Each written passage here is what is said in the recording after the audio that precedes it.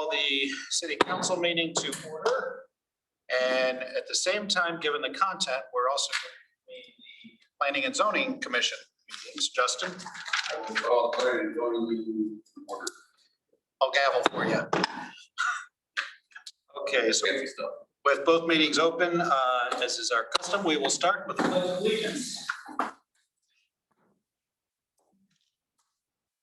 I pledge allegiance to the flag of the United States of America and to the republic for which it stands, one nation, under God, indivisible, with liberty and justice for all.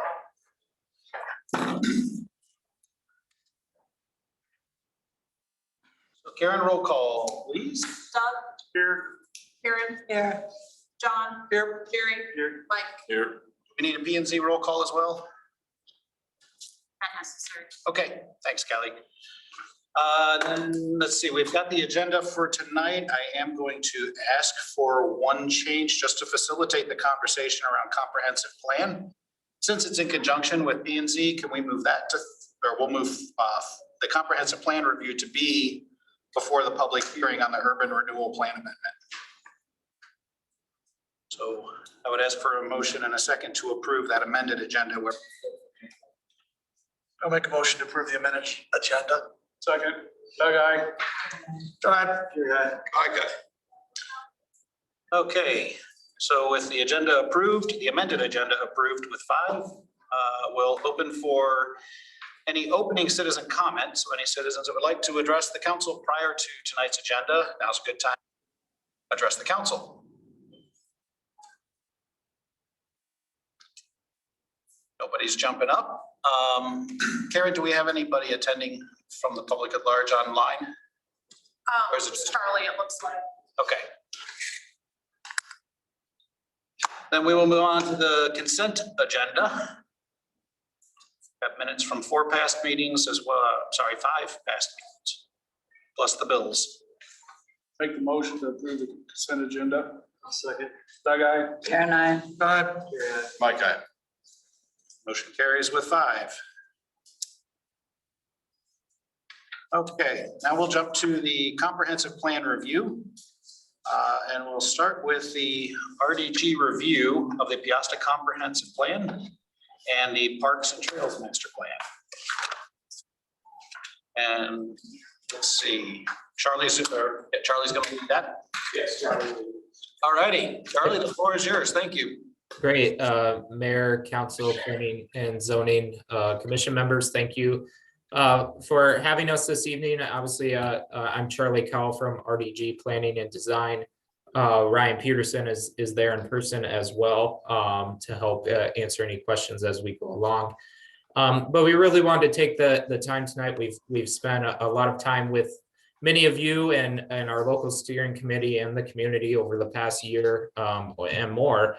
To work on this comprehensive plan and Parks and Trails master plan. So we wanted to kind of present to you the draft document that you had in your agenda packets here for this meeting, and just kind of overview that plan briefly for you and answer any questions you might have, and in preparation for meetings for consideration for approval coming up later in May. So with that, I'm going to go through a few slides here, and obviously feel free to stop me if you have questions as I move along. Of course, now there we go. It's not going. So 4 items we just really wanted to cover today. First, just a general overview of what is a comprehensive plan. We know it's not a familiar thing to everyone. And we understand we have some new planning commission members as well. So just wanted to kind of give an overview of what the plan is and what it isn't. Then talk about our process, how we got where the document is, you see it today. Talk about what the document says, where we're planning on going in the future, and then how do we get there as we go through. So the comprehensive plan is really the overall vision for where the community wants to be in the next 5, 10, 15, 20 years. And it's a document to help guide decision-making as you move forward in that. Probably most closely related is zoning. So it is a guide to make zoning decisions, rezoning decisions, as well as project approvals and planning for CIP budgets as well. So it is very broad in that sense, that it's high level, visionary, and something that can change over time. There's many elements that are included in a comprehensive plan, basically everything that makes the city run. So here you probably saw in the elements in the Peosta Forward comprehensive plan, land use, placemaking and image, mobility. So that would be active transportation and vehicular mobility. Living, so housing, housing and community development, economic development, community and public facilities, and then parks and recreation. One thing that was unique about this Peosta Forward comprehensive plan is it did include a more detailed and broader, or excuse me, more detailed and focused parks and trails master plan component. So you probably noticed in the plan there was much more detail in that component, and that was on purpose as that was an initial goal identified by the city when we started the process. So really kind of reiterating the same thing we've already said here, but there's a number of reasons to plan. Obviously, the ensure that future connections are made, neighborhoods grow efficiently and grow in a way that's organized over time. And so planning out those land uses and how they might grow. Obviously, parks and recreation, which we'll talk a lot about here, and you probably saw a lot of in the plan. Directing community investments and such. So this document isn't really a new thing to Peosta. You have an existing comprehensive plan dated 2015, but because Peosta is growing so fast and so rapidly, the need to update that plan was evident. So this is a full update to that 2015 plan. One thing, if you remember last March, our colleague Marty Schuker, who's not on the call this evening, he was there presenting a housing study. So the results of that housing study are fully incorporated into the comprehensive plan as well. So that is something just to be aware of, that housing plan is fully incorporated. So we were fortunate, I should say, kind of the double-edged sword of the pandemic, where we kind of ran into obviously the pandemic when we kicked off a lot of the engagement components, but it actually turned out in our benefit to get a lot of people involved via Zoom and other methods, virtual webinars, surveys. We were also able to still hold some in-person events as well. So it was really turned out to be a robust public engagement process through this.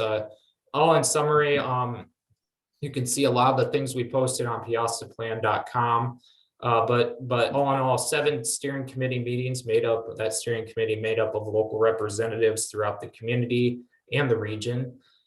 We held 3 community webinars throughout the process, 2 open houses, one being a design studio open house at the community center, and the other one being kind of a public display board that setup that people could walk into and look around.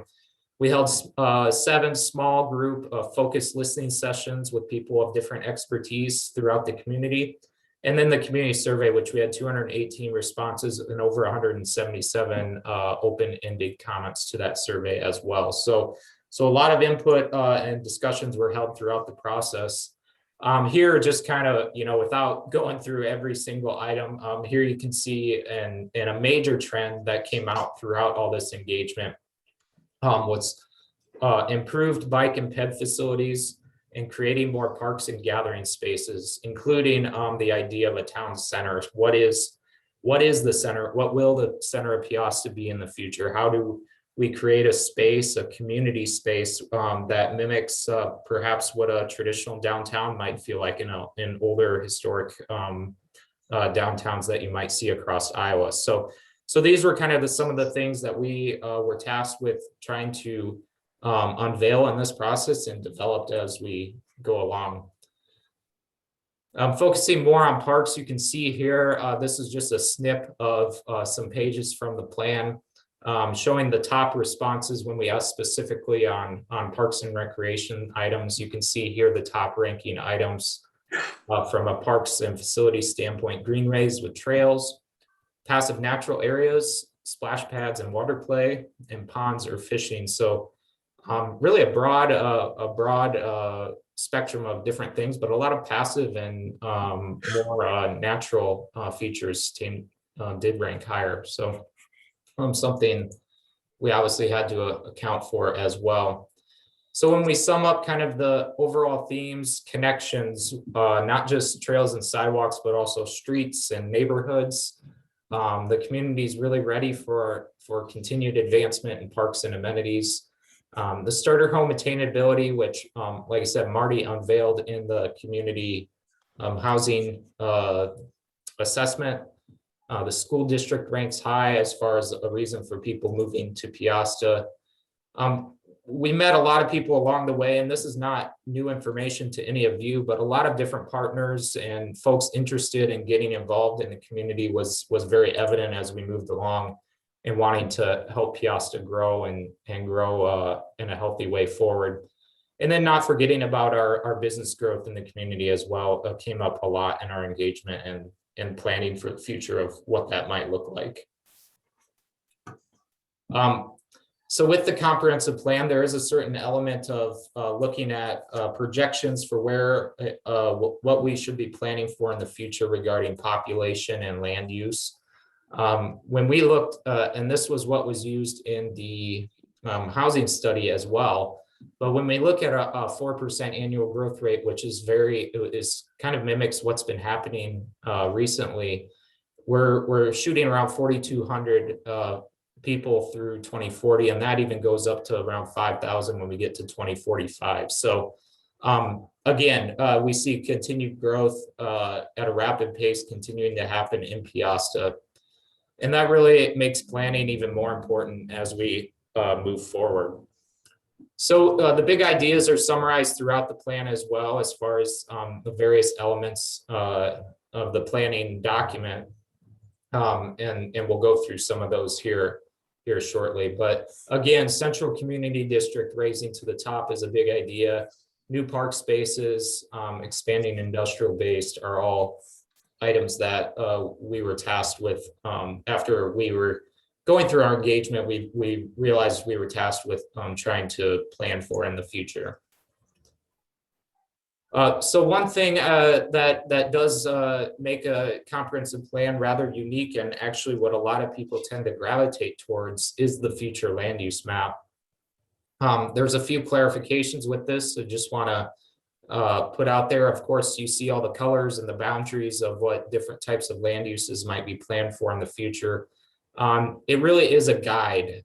This is, we consider these, when we talk about future land use map, we consider the boundaries on here fuzzy lines. So we're not prescribing, this is not prescribing that exact layout of land use. They may kind of be a little fuzzy where maybe low density residential maybe meshes with medium density in certain areas. And it's not a zoning map, where a zoning map is kind of says what the zoning is. And then that's where it tells you what uses are allowed and such. This is a guide for future decision making. So just as applications come forward, it helps you guide how to make those rezoning decisions. So when we think about that, when we look here, the future land use map has categories and descriptions and potential for what each of those categories should be potentially as a character aspect. Whereas the zoning ordinance is kind of the legal document that Peosta would follow for making those land use decisions. So it's really policy versus the detailed zoning portion to provide that guide. So as we know, there's some things going forward with various aspects of the policy, and then that's another process to begin to implement those zoning recommendations. So with considering all of that, there are a lot of different plan elements to consider in the comprehensive plan when planning out future projects and things like budgets and CIPs and community initiatives as well. And so you notice several chapters, not just future land use, which is obviously a major component, but there's many other things to make the future land use happen. And so you saw things like a chapter about placemaking and image, focusing on not just the land use, but the public realm and the public spaces within those land use categories and how that should or might look in the future. So there's various goals and action statements detailed throughout on what are the priority items that we unveiled throughout the process to get there. Aside from, or I should say, in addition, or I should say, following land use, the mobility chapter is probably the most robust chapter of the comprehensive plan. And that's for a number of reasons. One, there was a huge desire by the community for a connected trail system. So this provides a network to begin planning those trail routes. Obviously, what you see here is not a trail engineered plan. Obviously, when these projects come forward and you start to identify the routes, engineering design spec documents would need to be obviously created and developed. This is just a blueprint and a guide for where the endpoints of those connections should logically be made. So when we look at a street connection, for example, it may not follow these exact routes, but the idea is pointing out that there should be a connection from from A to B, and how it gets there is up to the time when that study and detailed engineering design comes forward. Housing, again, this is all, that chapter is pretty much everything you've seen before in the housing study. So no new information really in that chapter as it pertains to the comprehensive plan. Economic development is really just focusing on continuing to support your existing business and support business expansion as well. As we know, the industrial park will likely continue to grow westward, and planning for accommodations and things like community utilities and street extensions and such as that occurs. Which then obviously community facilities is an important aspect for any community that's growing. So that's something that can't be left out of the comprehensive plan as well. And this chapter really details what those priorities should be in the next 10 to 20 years.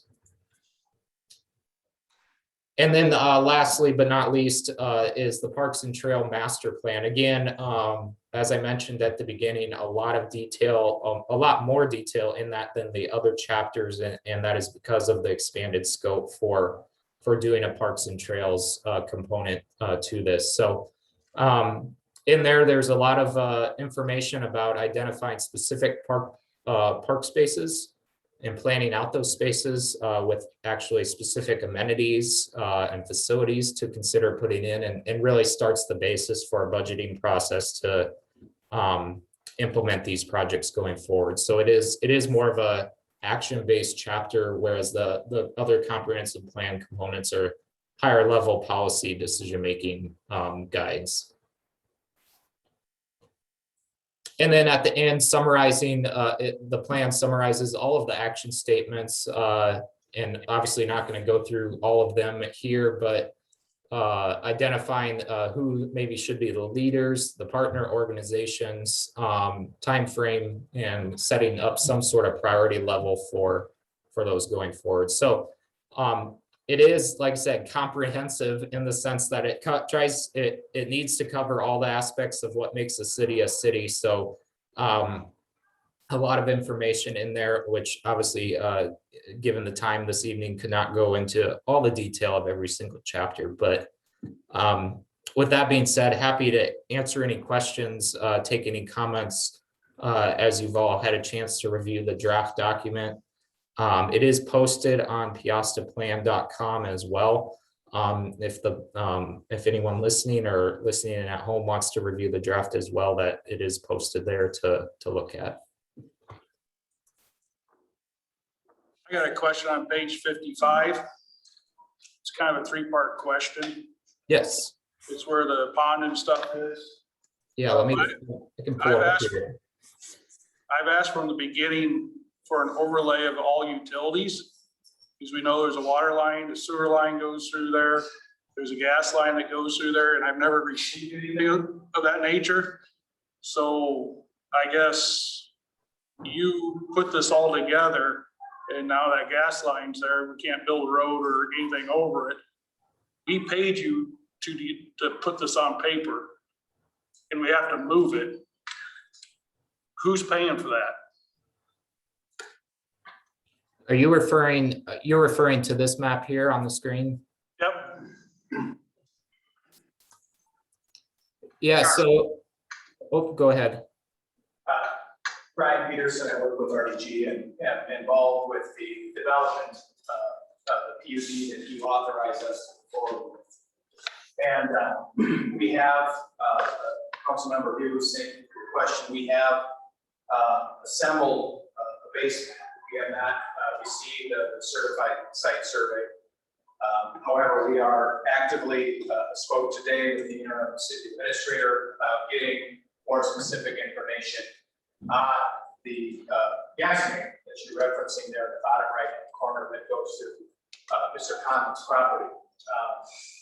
The comprehensive plan is a 10,000 foot view. The PUD gets down to the acre scale. And so in a comprehensive plan, we're typically not evaluating at a site specific. It does, which is why this is very diagrammatic. And so make no mistake about it, the utilities are a serious thing that we will be evaluating as we dig deeper into this diagram. It's not, that is a key thing, and I appreciate your feedback on that. And so I guess all I can say is that in a comprehensive plan, you're at a 10,000 foot view as we move forward, and we get more information about the site, and we get further information that's much more specific from a site survey when we have a general understanding of the direction you want to go, whether you want to put ponds in, whether you want to put homes in, whether you want to do, where you want to build roads. Once we understand that, those general concepts a bit clearer, we will work with you to order a site survey and validate very specifically each of those building sites. And so I guess it's very common at a comp plan level to be using what's called LiDAR information, which is what we've been using, the GIS databases. And then once we kind of know the general idea, we get more specific information. So that might not be, hopefully that answers your question. It might not, doesn't answer the question about who pays for what, but in a comprehensive plan, we're not typically getting to the level of detail that you're talking about. The P is a different conversation. I just felt like it should be in there because we know it's there. We know where the water goes across, we know where the sewer is going, we know that gas line's there. Why are we just putting stuff over the top of it without having it in there saying, this is gonna cause issues? We either have to move this stuff, which is gonna cost money, or can we design around this? And then my second question is the pond location. I know I've talked to you about it. I still think it needs to be down by Highway 20 because where it is, it's catching very little runoff of that area. There's a creek that comes through there with runoff from Bird's Acres and everything.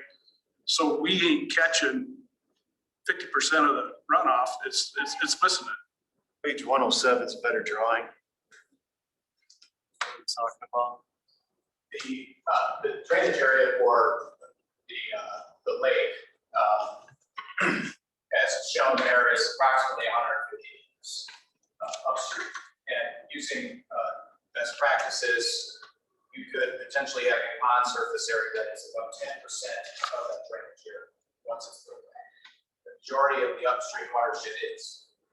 And so from a comprehensive plan, parks plan level, at that 10,000 foot view, which is what this is, feel very confident that the size of the pond shown here between 8 and 10 acres is very realistic. We work with our water resources engineer to evaluate the sizing of that. Now, as it pertains to the location being on the southern portion, there's a bit more challenges there, primarily from a regulatory standpoint. The U.S. Army Corps of Engineers provides governance and over the Clean Water Act. The Clean Water Act has requirements related to perennial, intermittent, seasonal streams. Whitewater Creek, as we understand it, is a perennial stream. which means it flows consistently year round. To place a pond in that location over Whitewater Creek could potentially be permissible from the Corps standpoint if it was to protect flooding of downstream homes. But for recreational or detention purposes, the guidance that we've received from the Rock Island District suggests to us that it is not allowable to flood a perennial stream unless you mitigate the lineal footage of each bank of stream. And so you would have to pay somebody else either on the site or upstream to compensate for the loss of that ecological, for the loss of the stream. And they come out and they'll score it and they'll rank it very much like a wetland determination. So based on the guidance that we receive from the Corps, we advise that a pond should be moved up, ideally north of the water main, which in this diagram here is not approximately, it's right here. And then to be west of the sanitary, which is running right up here. And then as far as the gas main that goes through here, these building footprints are still a little bit in flux. But again, as we get into more detail, we will refine that. And so I think from a big picture planning standpoint, without ordering a sanitary survey of everything, we've done the appropriate level of due diligence that you would do at this point in time of planning. Now, there will be changes that will come to this development plan as we get more information. But until we know generally that there's consensus from the public that they like homes, the park, the pond here, we need to start something. And so this is a guide, as Charlie mentioned, not a you shall do this right here. We are working on that. It will be coming to this group to share those plans when it's appropriate. We have grant money available for that wetland area, right? The pond, retention, whatever. Is that stream, the way they have it drawn up, is that something that could be used for that? Or is that more set aside for a retention swale, pond? How is that? The watershed assessment, SRS sponsored application that we got approved Yeah, is for the pond that includes the drainage coming from across. so it has to be on Whitewater. So it'd have to be online with Whitewater. So Unless we amend the watershed assessment. to make it more swales or whatever they have drawn in there versus the large. Yeah, I didn't include it. Yeah, I mean, it was because it was supposed to provide water quality benefit to everything that's draining to the north, which goes through that pond as shown, but also to the east of Cox Springs. Cause that's what, 250,000? So 500,000? 80 or something. So we really want to make sure whatever we design here captures that, because, you know, it doesn't matter if the pond is north, south, or whatever, 500, that's $500,000. We want to make sure that we retain that and then keep that. Yeah, I mean, absolutely. it's great that the pond's up there and it's for recreation, correct? But it's also serving two purposes as a water retention and a potential stop a flood for everything south, since the water does go north and then go south and it does flood through. So I would encourage, when you do your not 10,000 feet level, to zoom in a little bit better so we can get $500,000 and make sure that that's something that we're not going to be just pushing away. Yeah, absolutely. And we have spoken to IDALS, who is and the DNR, the local watershed coordinator here at Schneckle, and have, as a firm, we review the applications that come in for projects like this. So we have an agreement with IDALS to review engineering projects. And so as projects like this are submitted, they send it to us to make sure they comply. And so we, based on our conversations and based on what was identified within the watershed assessment, and watershed assessment identified that there could be multiple ponds. It was conceptual from what we understand. We feel comfortable moving forward with a pond that is offline. I just feel that people's concentrating at the end vision of what it looks like, and they're excited, and they're skipping everything from the beginning to the end, they're skipping everything in the middle. I just don't wanna lose that $500,000. So Yeah, we don't- based on that pond location, I just wanna make sure that whatever we're doing is gonna be qualifying, so. State revolving fund, has a number of best management practices that you can use, that money on. So, whether it's, the city of Butte, their permeable alleys all downtown, the streets in the North District, they use the same funding source on all of those permeable pavers that are now. So, well, maybe we don't want to use it for permeable pavers, we want to build a pond. There are multiple options that will contribute to improve value of this.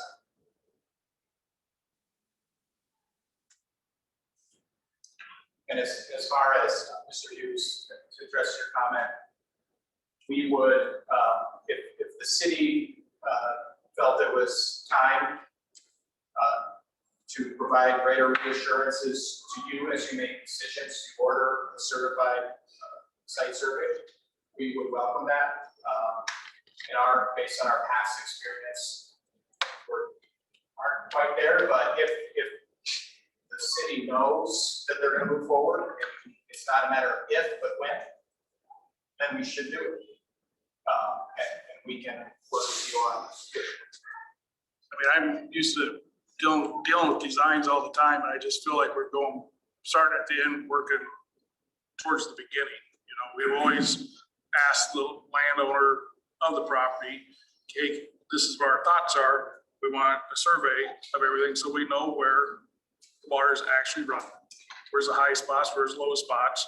Yeah, you can pick that up off of Google, but actually get the survey and have everything in place where you know where all the utilities are.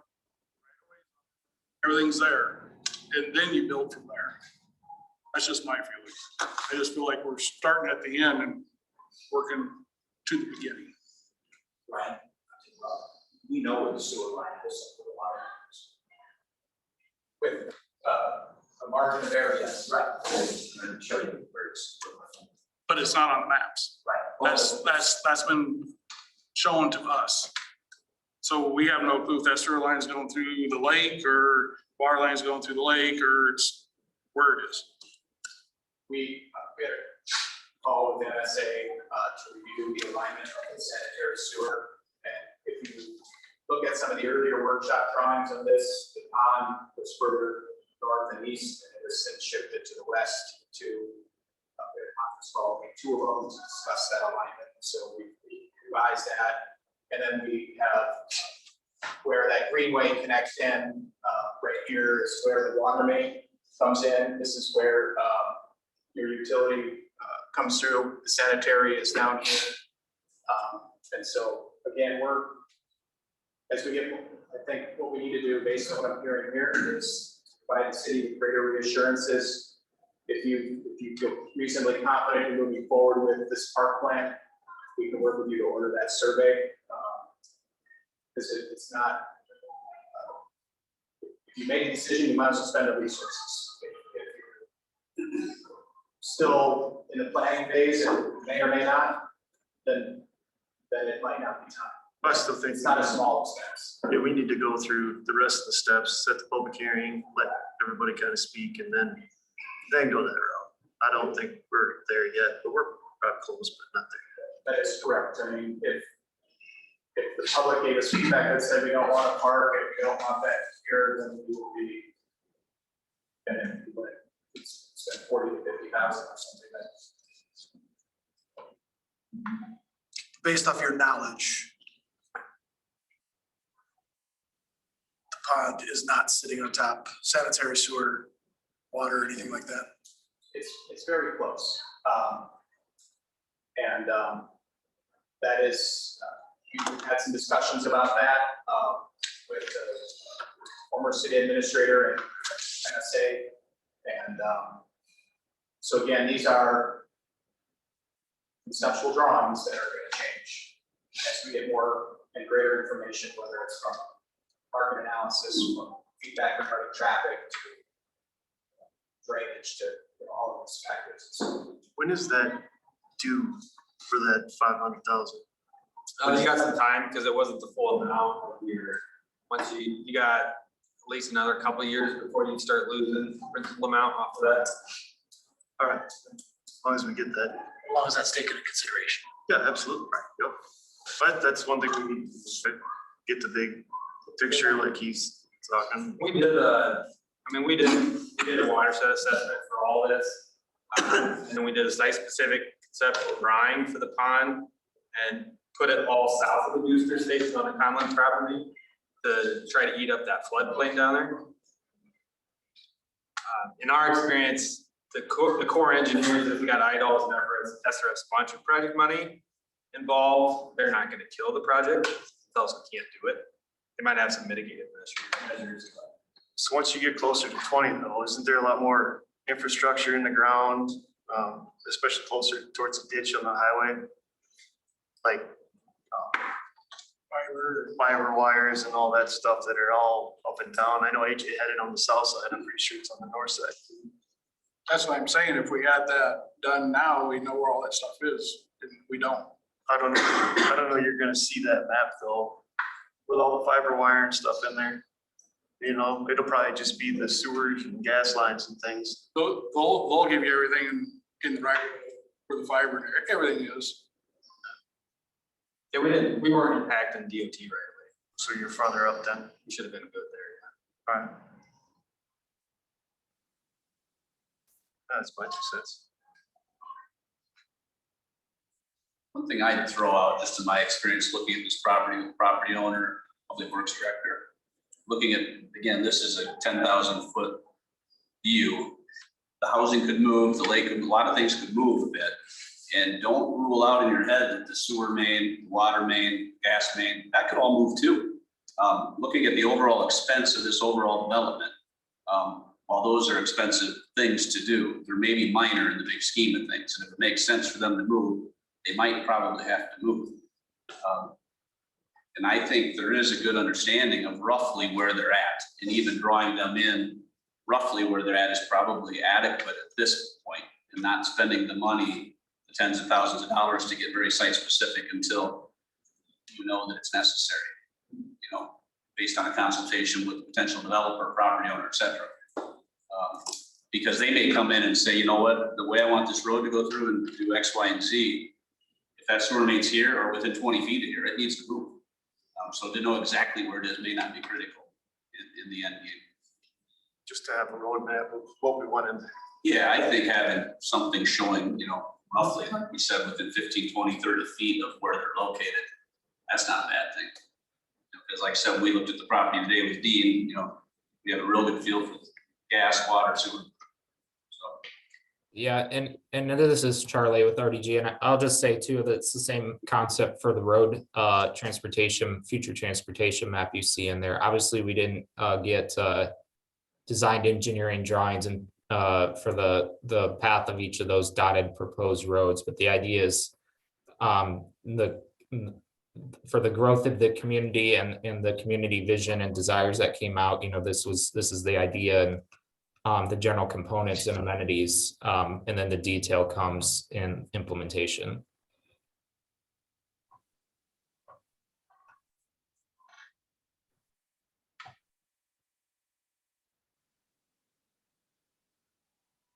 Other questions regarding the documents, the plans? Charlie, so. I'll ask the P and Z board. Any thoughts to share? From a P&Z board standpoint, at your meeting next week, one of the goals will be for you to kind of be in a position to make a recommendation to the council on whether they should approve the plan and if there should be tweaks to it or amendments to it. So taking into account what you've got tonight and what you spend any time reviewing the plan on your own, that'll be your opportunity to give the council any additional input. So basically 121, that page, just really take a look at. Charlie, go to 121. Because this is the map, this is the 10,000 foot map, right? It's just kind of everything, got industrial and everything all kind of zoned out. Just double check that really well, along with everything else, but that's really what we should you guys look at. And, you know, Yeah. it's. And I would say again, that, you know, this is a fluid, flexible document that ideally the planning, and zoning commission should be reviewing annually and providing a report to city council, saying, you know, these are things that have happened over the course of the year. You know, perhaps some things need to change or be amended, or these are the types of requests we're getting. So this is by no means the same map you will see 5 years from now. You know, it might get amended, things might, you know, switch a little bit, so.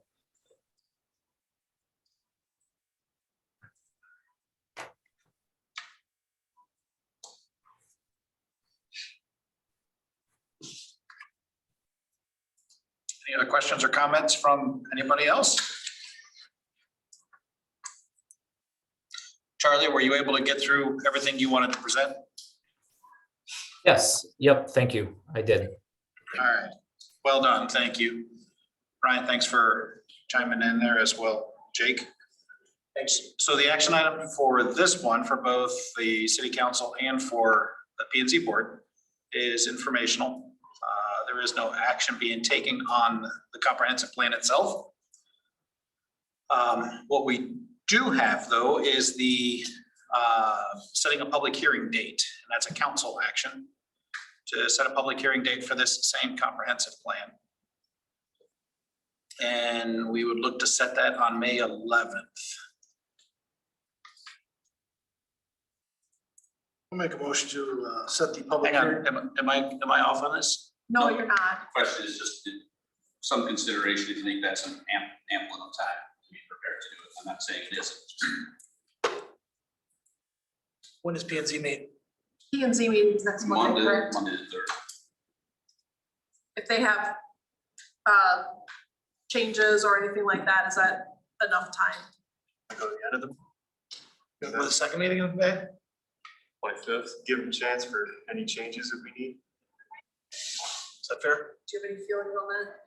Right? So the question is, if there are changes that come out of the May 3rd meeting, will there be enough time to make them before the next council meeting, which would be November 25th? Correct. Hopefully, we're not too far off target.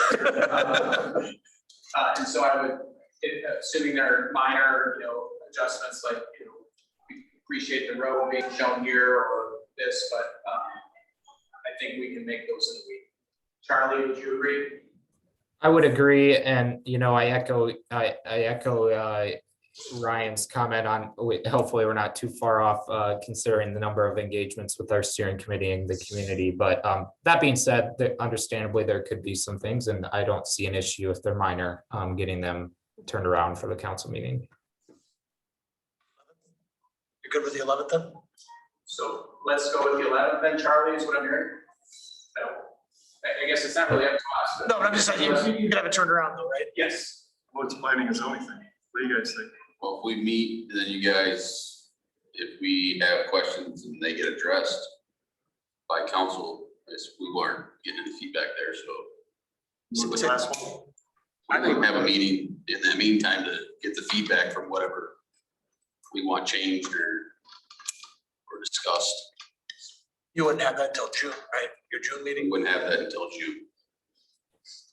I mean, we could come in and do another meeting, I guess.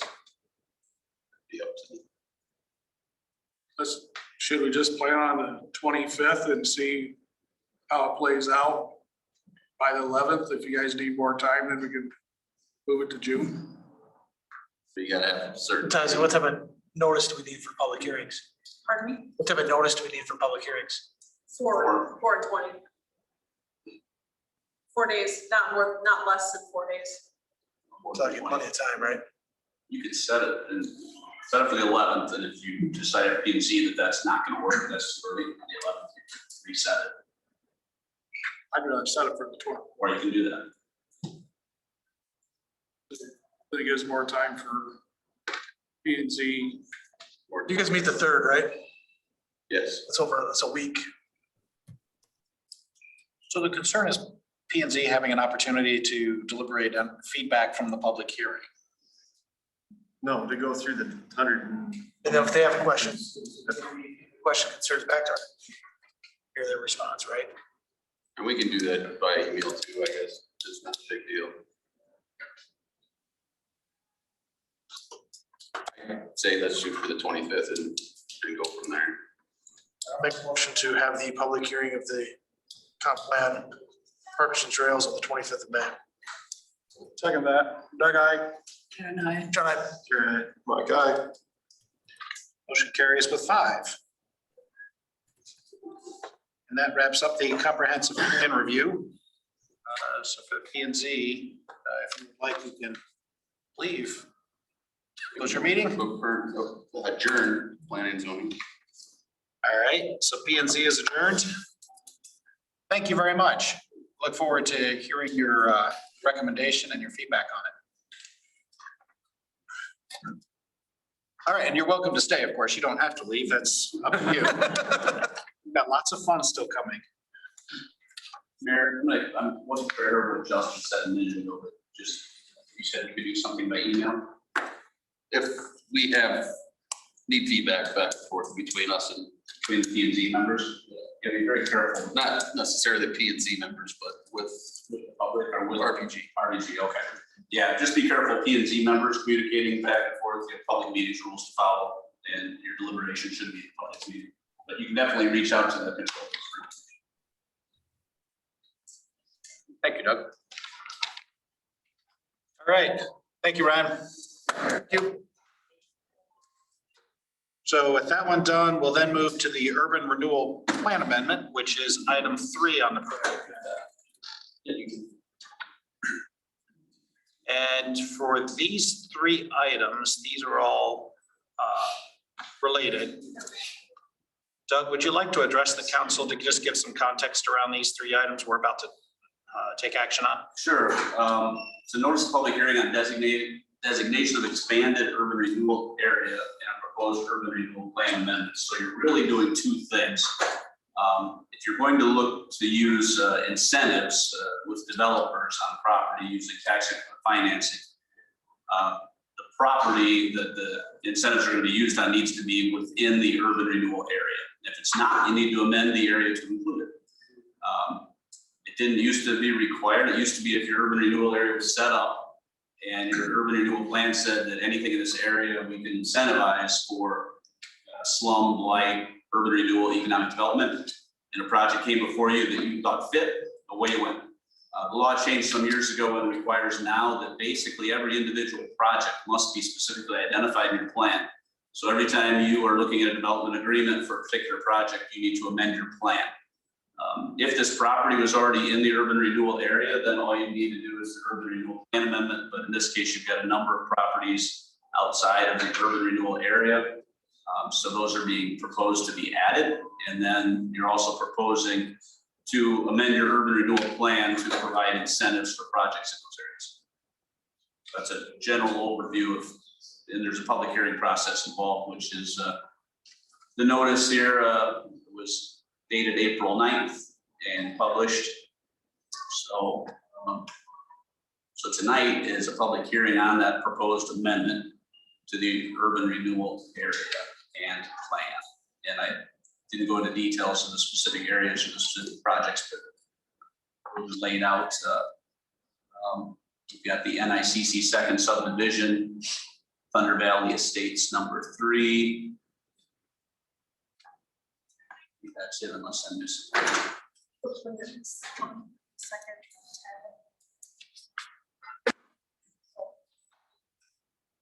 There we go. So those are the areas, plan, we're talking about the proposed industrial estate. Thunder Valley Estates number 3 development project, Enterprise Drive improvements, Peosta Square development project, College Suites development project, Dimensional Tap Room development, Peosta Jumble Development Project, and the Hardware Store Development Project. And that's it. And then the part of the information for this notice is required financial information. It just shows the constitutional debt limit of the city to be about 12.2 million, outstanding general obligation of debt of the city to be about 7.7. And this proposed debt would be about 7.3 if all those development agreements were approved as kind of currently anticipated. And also make some assumptions with regard to future tax rates and assessed valuations to arrive at that proposed debt number.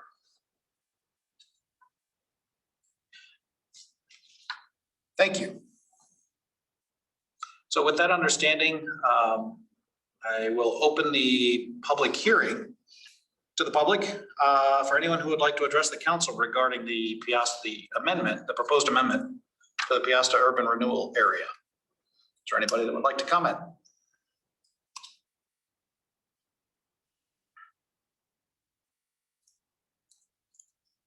We're going to look at each other for a minute because I've been told you can see the clock tick 1 minute before we close it. As the clock is ticking, in case somebody else speak, I'll throw in two things. Two of these projects, the Peosta Square project and I apologize, I may use names wrong, the College Square or the College Apartments project. Those two both involve a residential component. Okay, Peosta Square would have an upper story residential potential use, and the others are apartments that are specifically tied, as I understand it, to college students at NICC. If you get into a TIF, a residential TIF, there's some nuances and requirements that come into play that are different than commercial TIFs. In both of these cases, I think the door is open for the council to say that these are commercial projects, even though there's a residential component. I won't go into the weeds on that, but I have visited with bond counsel to put these documents together just on that topic to have a better feel, particularly with the apartment building that sounds so very residential. But because of the fact that it's just for college students and it's tied directly to the college and the economic impact that has on the community, that I think you would be okay to consider that entire project commercial in nature. The Peosta Square, kind of the same analysis. You could either look at that as being tied commercially, or you could tie your incentives particularly to the lower level of that building. So there's a couple options there, but those are two things that will need to be looked at as development agreements are put together. But there is some flexibility to avoid having a residential TIF and having to jump through the hoops to come with that. Thanks for that. So with the public hearing still open, I'll ask again, anybody care to address the council on anything related to this? If not, we could take a motion to close the public hearing. I'll make a motion to close the public hearing. Second. Doug, aye. John, I. Jerry, aye. Mike, aye. Motion carries with 5. And next up is the related resolution to declare the necessity and establish an expanded Peosta urban renewal area. So the urban renewal plan amendment shown at this agenda item is really just basically went through with regard to the public hearing, identifies the projects, identifies the project site, description of the use of TIF, etc. And then the resolution to declare necessity and establish an expanded Peosta urban renewal area and to approve the plan amendments. It's just the formality of saying everything that is in the notice that we put out as public notice and held a public hearing on. The council is actually approving. The declare necessity is language from the Iowa code that kind of boilerplate of sorts, but it's indicating a decision by the council that this is an important or necessary action on behalf of the council and benefit of the city. So for that item, we've got action here to take a motion to approve the resolution approving the urban renewal amendment. I'll make a motion to approve the resolution to declare necessity and establish an expanded Peosta urban renewal area. I'll second. Doug, aye. John, I. Jerry, aye. Mike, aye. Motion carries with 5. And lastly, related to the urban renewal plan amendment, we've got the ordinance providing for the division of taxes levied on taxable property in the appended Peosta urban renewal area. So this one will, procedurally, we would look at three motions, one to approve the first reading, one to waive the second and third readings, and then a motion to adopt the ordinance. All this really does is add the legal descriptions of the property you've added to the TIF district into your code book, into your ordinance. I'll make a motion for the first reading of the ordinance providing the divisional tax levy. I'll second. Doug, aye. John, I. Jerry, aye. Mike, aye.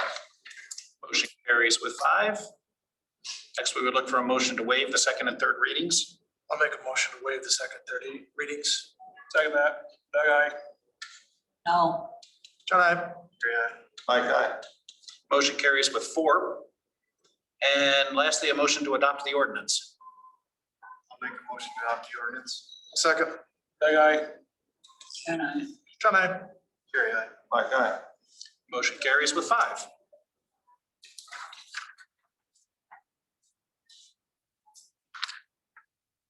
So then next up on the administration, section 5, we will take a look at the health insurance renewal. And we have a guest speaker. Thanks, everyone. Had everyone leave at once when we talk about.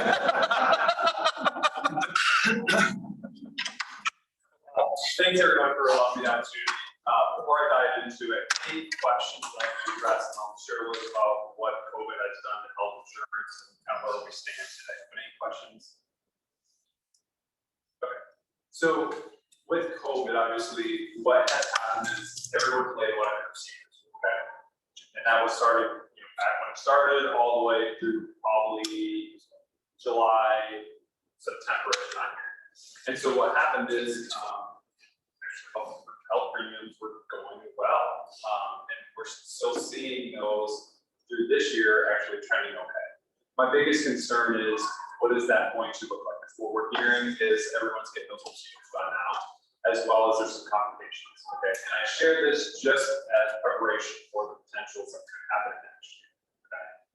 And again, it's just informational. And we will definitely work with city administration as well as you guys on the council of what that's going to look like for budget for fiscal year 2022. Okay, so we'll definitely work through that. Where we're at right now is we're with Medical Associates. Medical Associates has their own national plan where it's strictly just Medical Associates. Okay, and we have what's called a grandmother plan, dating back all the way to 2010, when the Affordable Care Act, Obamacare, however you want to word it, was passed. They basically said, hey, if you want to keep your plan, you can keep it. Well, the way the rules were written, you actually couldn't. And so they amended that to allow people that have what's called either grandfather plan or grandmother plan. We have what's called grandmother plan. So if we move away from our plan, we can never get it back. Okay.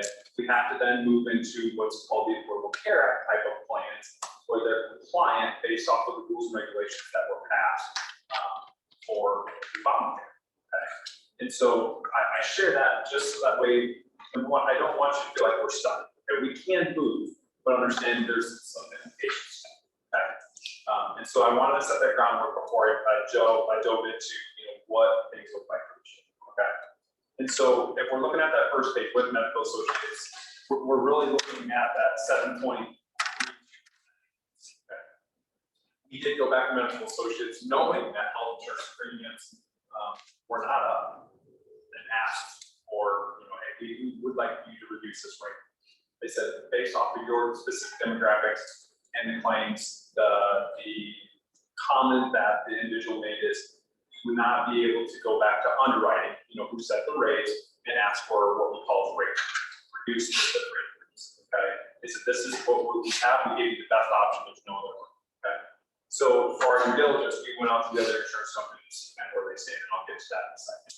So based off of where we're at and how things are rated on this grandmother plan, they do factor in our demographics, who's on our plan, how old they are, what's their gender, as well as our specific. Okay.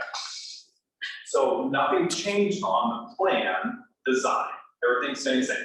Keeping the same plan, mapping it over, we would just take that 7.32%. Any questions on the plan, Medical Associates? Comments? So that's $1,547 a month more? A month.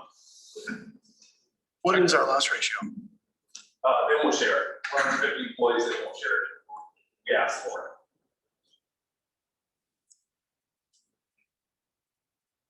My question was for John. What do you think? It's in line. I mean, it's what, unfortunately, it's what the world's doing right now. I mean, the insurance world, nothing's going down. I mean, my biggest concern, I'm sure you're the same way, is what did COVID do? I mean, sure, it had all the electives, all the elective surgeries, but what about the actual COVID treatments that were done? Truly, it's not even a factor. I mean, it's a percentage. Right. That's not my concern. My concern truly is, so-and-so delayed their knee, okay, or whatever, actually more complicated procedures. And now all of a sudden, we're having complications. We work with quite a few hospitals, clinics, and they're saying the same thing. When people are coming in now, there's more complications. I don't think they're overly concerned. They get paid by the number of things that they do, right? I mean, I won't get into my things on that. Really, I have a couple concerns. Okay, number one is what is COVID going to impact us? And number two, how long can we sustain this? Gary, this is $1,600 every month. Okay, well then we compound that next year, and the next year, and the next year. Where do we start and stop? That's my biggest concern. So, any other questions or comments on the current state where we're at? Okay, so then the next page is, we went to the other insurance companies. These are affordable care plans, okay? I showed them just to give you an idea of, hey, we want number one to do our due diligence, and number two, where do we stand relative to the other companies, okay? So the Walmart plan, look, it's a 3% increase. Not bad premium-wise, but if we compare the plans side by side, we go from a single deductible $500 to $2,000 And the only reason why we showed that this is the best plan Walmart offers for your guys' size group. So if I wanted to go and say, hey, give me a $500 option, I can't. These are state-based. The state sets the rates. The Walmart designs the plans, gets them approved by the state. So there is no manipulation. This is it. Okay. So overall, it looks okay based on premiums, but the employees will take a huge hit, 4 times the deductible versus. And then the second page, or the last page, is we went to United Healthcare. A couple of things with United Healthcare here locally, medical associates is out of network. Okay, so we would have to take all of our employees and make them switch to all their doctors. Okay. Those on which one? This is United Healthcare. Healthcare. Yep. Now, really kind of a new point, you can see the increase is a 17% increase. We're not going to change for more dollars, right? You have more disruption. So, go ahead. Well, the health insurance is out of my realm a little bit. I'm more on the P&C side. But what about the HSA? What if, I might be making some of the stuff up as I go along here. No, that's okay. What happens if we were to take our current plan, raise the deductible, but take that savings and put, I don't know, a portion of that into a healthcare savings account for the employee?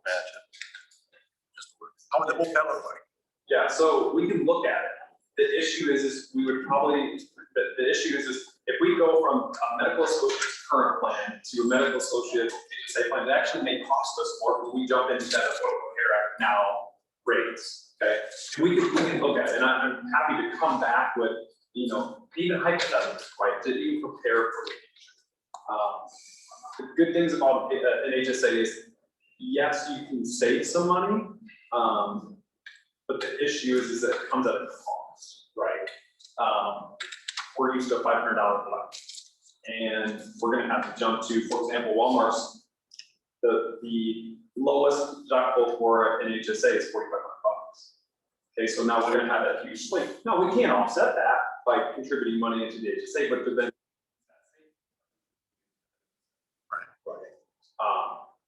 and really, folks here are used to going to the doctor, we pay $12. Well, now if we go to the health savings account option, and we have a $120 bill, we're paying $120. So there's gonna be a little education. I'm not saying that's not a good option. I'm just saying we would have to make the numbers work, do quite a bit of education, which we're more than happy to do. And I can definitely run some more numbers, come back with some suggestions, ideas, okay, here's where we go. And at least you have it. What about any type of self-funding? So you're talking, I wouldn't go self-funded. Probably what you're referring to is what's called partial self-funding. And just to give you guys an idea what that is we're gonna, let's say we buy that for $2,500 deductible from Walmart. And then we're gonna fund it down to, you know, if we keep an HSA, we're gonna get a little better. You know, there's limitations that the IRS allows us to still have an HSA. So it's about $1,500 for a deductible to still be compliant, okay? So easy math, we have a $3,000 gap. Well, the city would fund that gap, okay? Where we would say, we're gonna take the risk. We know not everyone's gonna hit that next year, but you know, maybe 40%. So does that number, you know, the difference between all that gap and that 40% budget we have to build in, or we still have that. So we can look at that as well. But the problem is our loss ratio, with our losses, we won't know whether it's a good decision or not, correct? No, but I will tell you, my previous employer, we did this for about 80,000 lives across Iowa, Nebraska, so I'm pretty versed with partial self-funding to be able to give you an idea of where things can go. Really, 18% of the population probably hits their deductible, but if you do a health savings account, high medical health plan, that's going to be greater because, you know, we're not going to have co-pays anymore. All that's going to hit that fund. Okay, so I can help with that calculation and get it pretty close, at least a decent idea, and actually be pretty conservative just to see the numbers. I got like, I throw in here, I'm not an expert on this stuff, but I know Monticello, we actually went to a partial self-funded program back in 2014, 2015, just to give you a feel. We never ended up on the wrong side of it. We saved, I apologize, I'm looking at my phone, so this is small numbers I pulled up here. Year-to-date analysis, we saved by going to a higher premium about 25% on what the premium cost would have been, which in our case was about $42,000. And that was the first year. The next year, over 6 months, we saved $37,000. July 18, about a 9-month window, we saved another $43,000. so it's definitely worth looking into. It was very significant. Now, my loose understanding is things have maybe changed a bit, so the savings might not be that noticeable now. I think this, my memory with City of Monticello, we were down to maybe saving $25,000 a year, which is still $25,000 a year. That's with how many employees? I think it goes by the number of insured, but we had about 28 employees. I'm sorry, number insured. Yep, our total number of insured probably, talking to Karen, probably wasn't significantly different because where Peosta employees have to pay, let's say, $50 a month or $50 to $30 a pay period for family. Okay, in Monticello, really totally opposite that. The city paid about $70 and the employee paid the rest. So we didn't have a whole lot of families jumping into our plan because the premium cost might have been $700, $800 a month. So fortunately for Monticello, we had a lot of employees who had spouses with insurance. They could avoid that expense for a long time. So we had probably mid-30s at the most on the insurance, so fairly similar. So we still keep the grandmother plan, right? No, this is something. That's my biggest fear. So let's just use easy numbers. Let's say we're paying $20,000, not $500 deductible. And I'll have to go back and look, but I know when we looked, it was probably a 50-ish, just jump to a similar plan. So my fear is, are we gonna erode all those savings and then go to the HCA market and try to recoup that? But I'll put some things together and come back and present. Right, we obviously don't want to jack our deductibles up. 7% of the grand scheme of things. It's not bad. No, not for this year, but I mean, what happens next year with 7%? Year after that at 7%, that's the, So when is this, when do Good plan. you know, what the last year's, what type of increase or decrease we took last year? It wasn't much, I think, what, 3%-ish? I don't have About it. 10% in 2 years. Well, I remember last year.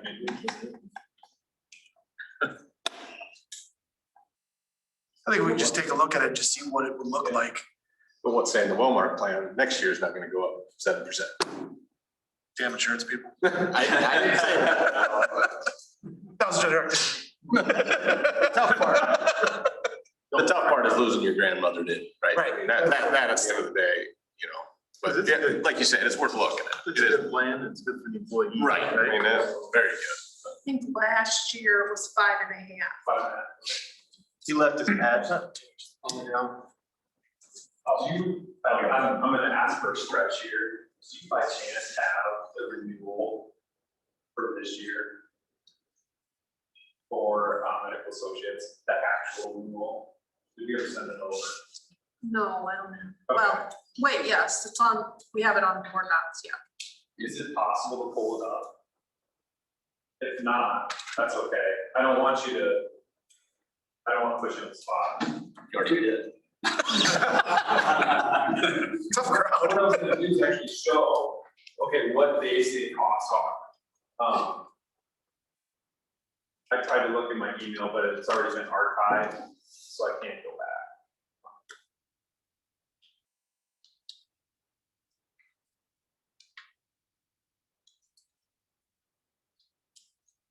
She's pulling that up. When we did the partial self-funding, of course, we bought a much higher deductible, if you will. The employees kept the same deductible, and it was, we, as part of our program, had an administrator. So employees would sometimes pay a little bit more at the doctor, but then it would flow right through the administrator, and they get a check and they're reimbursing them. Right. Actual, from medical associates that shows, and I don't know, I don't think I have that. okay, that's okay. I'll prepare some things for this. Any other questions on the health?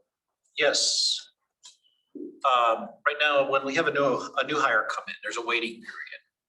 Can you, I was looking here and I'm not finding it at my fingertips, but are you familiar with it? I believe it's 30 days. 60, I believe, First month on 60. yes.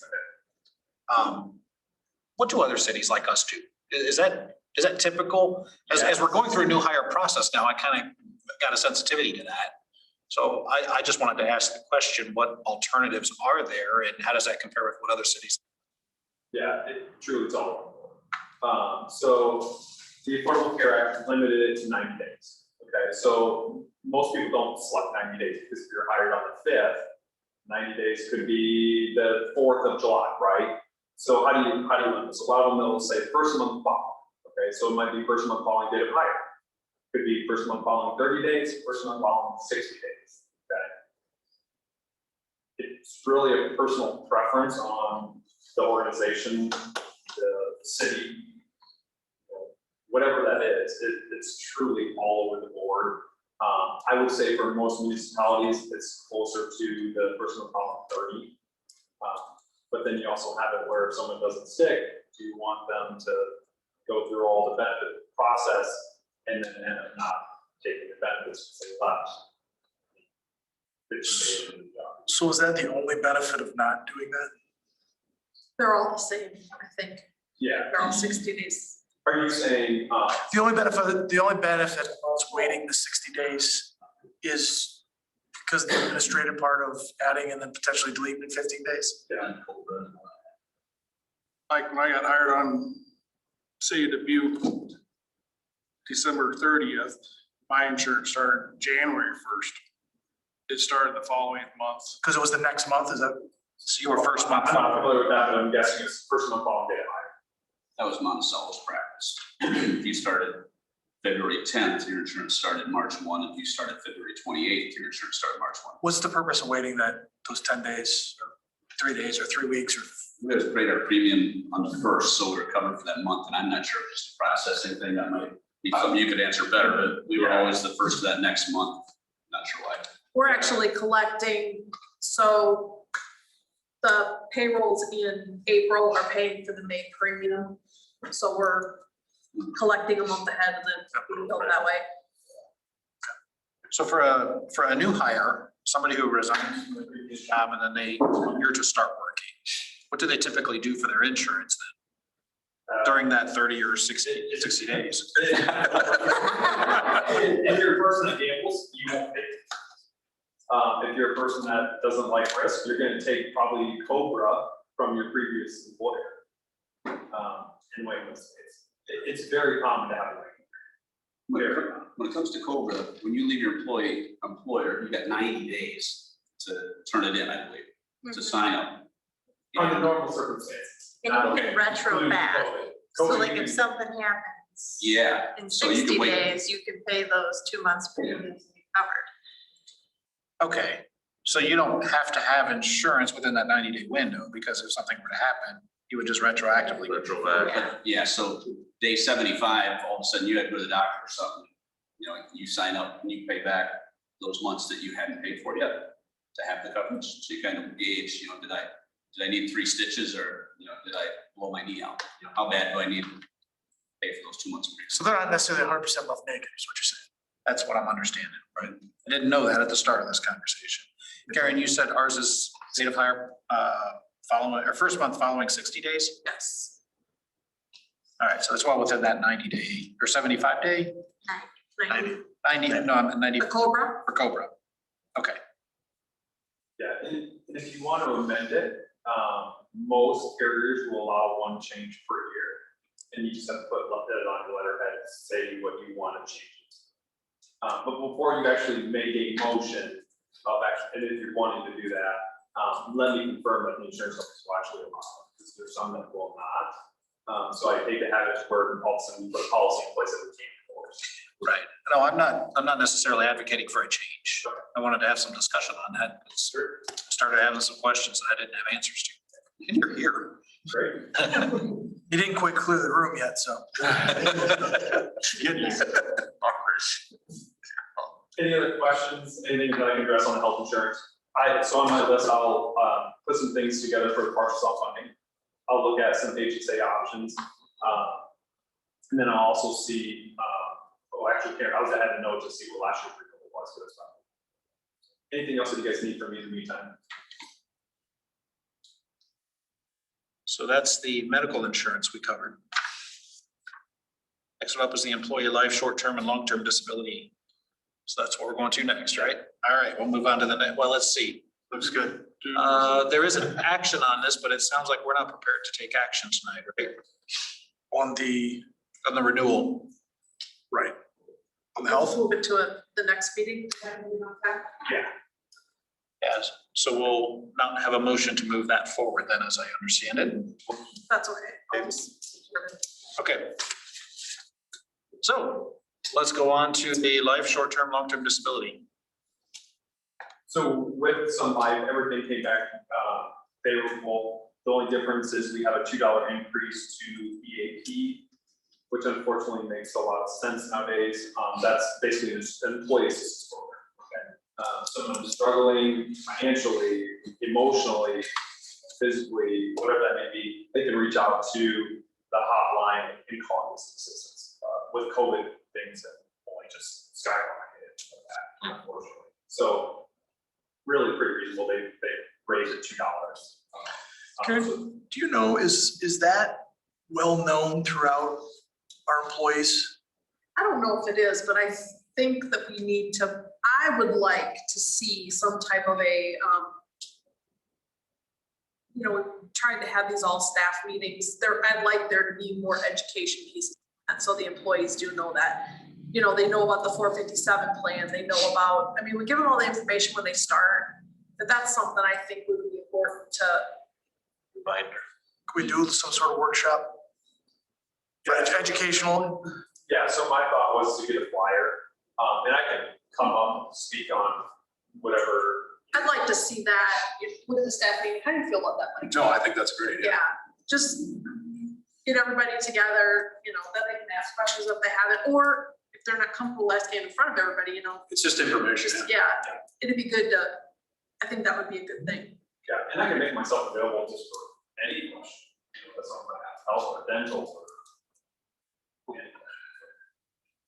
The city has an employee assistance program in place. Usually that's something you set out in your policy manual, in your handbook. Describing that it is available, whether you had insurance coverage for something like that or not. Something usually you see in your handbook. I don't know, something I haven't looked at, I don't know when your handbook was last updated. It's usually, handbook includes all your policies, of course, and some policies that you might not think about that have been created for a lot of communities because of litigation. But also your employee job descriptions are usually appended to that. And they become important too at times when you're dealing with employee situations because of making reasonable accommodations for people who might need accommodations. Can't really do that unless you have a good job description that sets forth the essential duties of the position. So employee handbook and job description is kind of a critical piece. It's real easy to back burner because you got so many other things going on. 2 cents on that. It's on our list to do. Yep, it is. So do we need a motion on the life and disability? We do that, Mike. Yes. Yeah, do we want that to move forward, separate from the health insurance renewal? All right, I'll make a motion. Move forward with life and short-term, long-term disability insurance renewal. I'll second. Aye. Karen, I. Mike, aye. motion carries with 5. Can I ask a favor? Can I come back on the 27th versus, or the 25th versus the 11th? I know if I missed my son's soccer game So That's a very valid reason.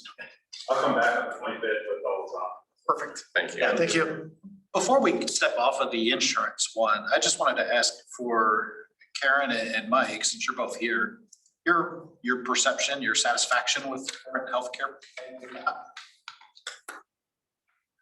I can only speak for my last employer. It's about the same insurance. I think it's great. Really, there's a little bit of difference in it, but not a lot, put it that way. It's actually cheaper on our end here compared to my last employer. But there's some other, on the back end, it costs more if you were to have surgery and stuff like that. But overall, it's cheaper on my end as long as I don't have a baby or my wife has a baby or a surgery. Then it can get to be a little more expensive. But I'm happy with the insurance end. Okay, And I would say we are too. One of the downfalls on our insurance not from my standpoint personally, but I think from the city standpoint, is that we don't have the ability to have employee spouse. Because my kids, as soon as they're out of college, they're off my plan. You get your job, you get on your own. So now it's just my husband and myself, and we looked at, splitting, like each doing a single plan. But financially, it didn't make sense, unfortunately, because the city does have a good plan, and I'm very appreciative of that. But I guess that's something that maybe we should look at if we can add an employee spouse. I don't know if it's even a possibility. It's not a possibility. How's that? Is that different in the family? What's that? Is it different in the family? Yeah, like some place, so like on our dental, we have single, we have family, we have employee spouse, we have employee children. So the costs vary based on those types. That's not an option. No, so then we would lose our grandmother status. And if you actually go to the Walmart option, you'll see that everyone has similar rates. But if we move to Walmart or even the Medical Associates ACA plan, every single person from age 0 to 65 will have a different rate. Okay, so let's use my scenario. 35, my wife's 35, we're gonna have the same rate. We got a 5-year-old and a 3-year-old. So we're gonna add all their rates up to figure out what that premium is. Okay, so now if you take someone that's 57, 56, 21, 22, 23-year-old, you're gonna add all those up, and it's gonna be a way different rate than everyone else. So that's gonna be the tricky part. So then we can get creative with the rates and the averages, and we can get to that employee spouse, employee children, family. It's a little messy. Because you're taking a snapshot of the average at that point in time. If you hire someone or someone leaves, your averages just got messed up, and you're not gonna wanna change that, because then you're gonna have to like every single time, and then payroll's gonna be adjusted. It could get kind of messy, so. But we can work through those details if we get to that point, for sure. all right. Was that enough on insurance? Very good. Thank Thank you. you. That was Thank you. very helpful. Good night. All right. Well, we went down one, but looks like the rest of the crew's here for the next item, the building permits. So yeah, we've got building permit for Thunder Valley residences. And I took a thumb through these. This is 2 different addresses. 2 different permits, yes. And it would be helpful for me for the 2 different addresses, how do those relate to the layout?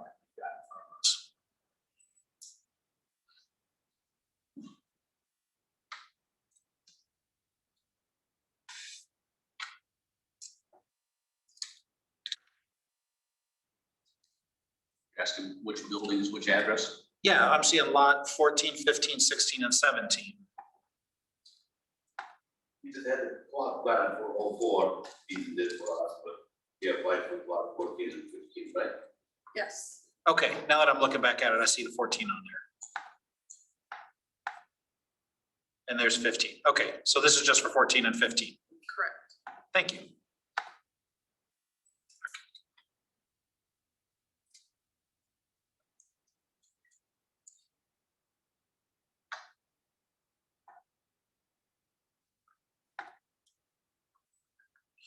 I appreciate the detail in the floor plan as well.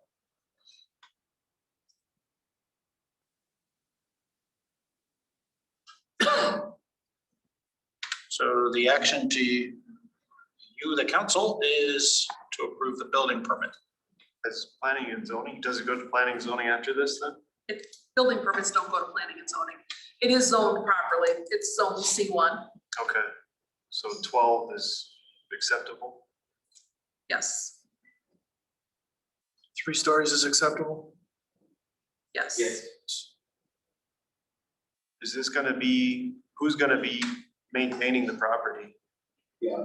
You guys would be the management?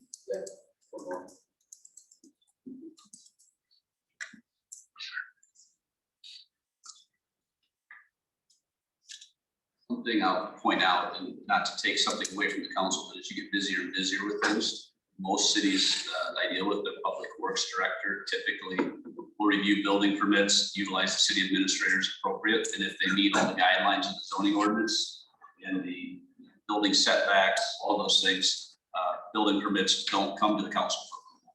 If that's something council wants to keep an eye on, I'm sure it can. I'm just saying, in my experience, most city councils don't review compliant building permits. And we just do for the commercial, we don't for the Okay. residentials. There's That goes nothing through wrong the with doing inspection it, it's just. Process. Has Dean reviewed this? They brought that up. I don't know the answer to that. Yeah, I'm We've not, had this for a bit, so I don't know if we talked to Dean about it or not. Yes, the Dean's reviewed the plat, or the Easy? Dean. Oh, Public he works. did. I don't know if he reviewed it, but, Yeah, I can we answer have, that. we have a ordinance setbacks and everything, so everything.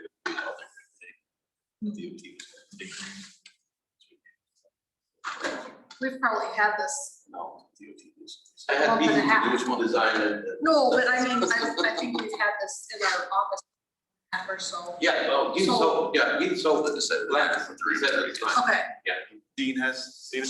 Yeah, he sold plans, he just wanted to make sure that when we're gonna start, the plumber gonna contact the manager of the whole thing. He wants to inspect it, what the line coming into the both. Okay. Nothing comes to, because it is gonna have fire sprinklers.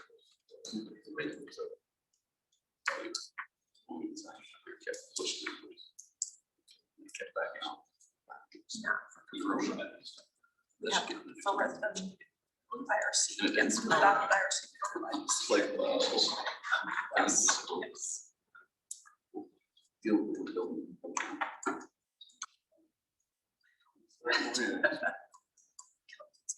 And your priority. Yeah.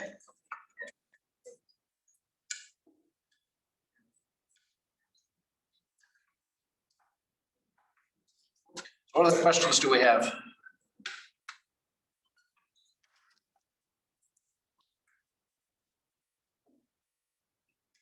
And we could take a motion to approve the building permit. Permits, sorry, 2 of them.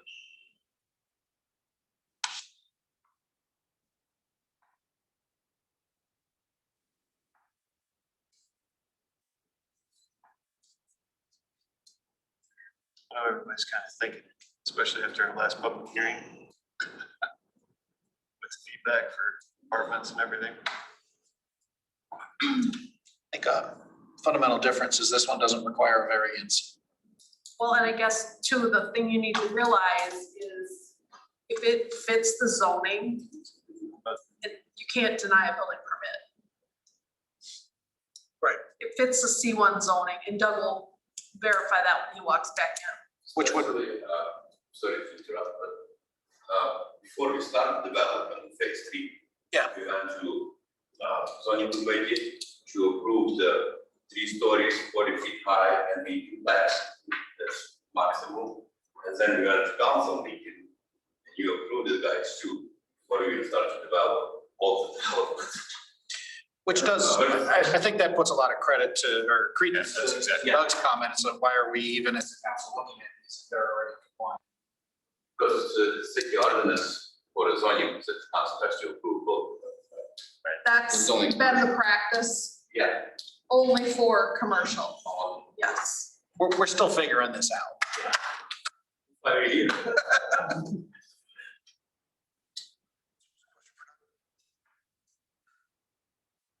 Oh, it wasn't a question for Doug. I think it's the comments substantiated Doug's observation that other cities don't typically put compliant building permits in front of the council. And if it's a compliant building permit, the council cannot deny it, correct? I would say no. Yeah, if it's meeting all elements of the code, it would be, I don't know what the reason would be to deny. Legal reason.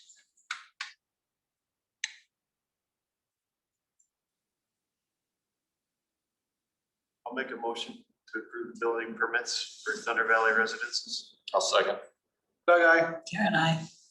John, aye. Jerry, I. Mike, aye. So motion carries with 5. I think I would further ask our administrator to define what do we need to do so that we stop doing this? If it's a compliant building permit and we don't have latitude to take on action on it anyway, then what do we need to change so that we don't keep putting these in front of the council? Yeah, and it might be a case, we'll look at the public works director job description of it, and the city code deals with this job description and covers this.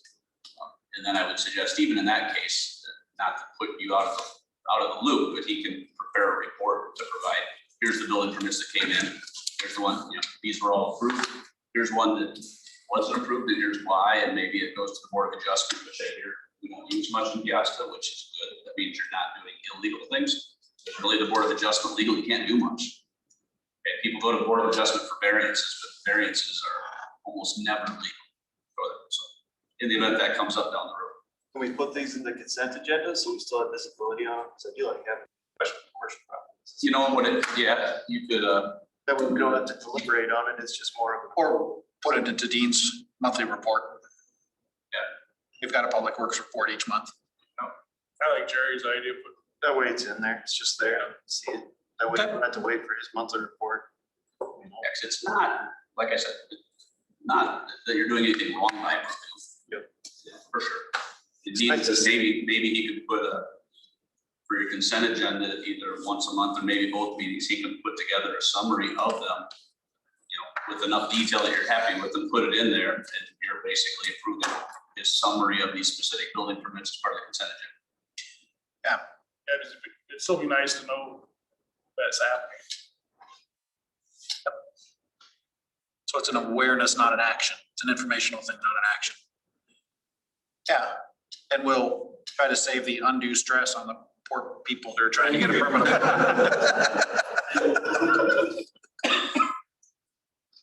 All right, so I think that takes care of that particular item. Gentlemen, thank you very much.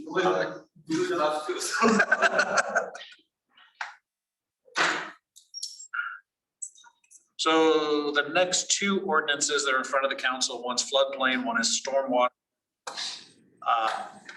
Doug, I see you've put a little recommended action in there for both. of these. Thank you for that. Yeah. Would you care to summarize that verbally?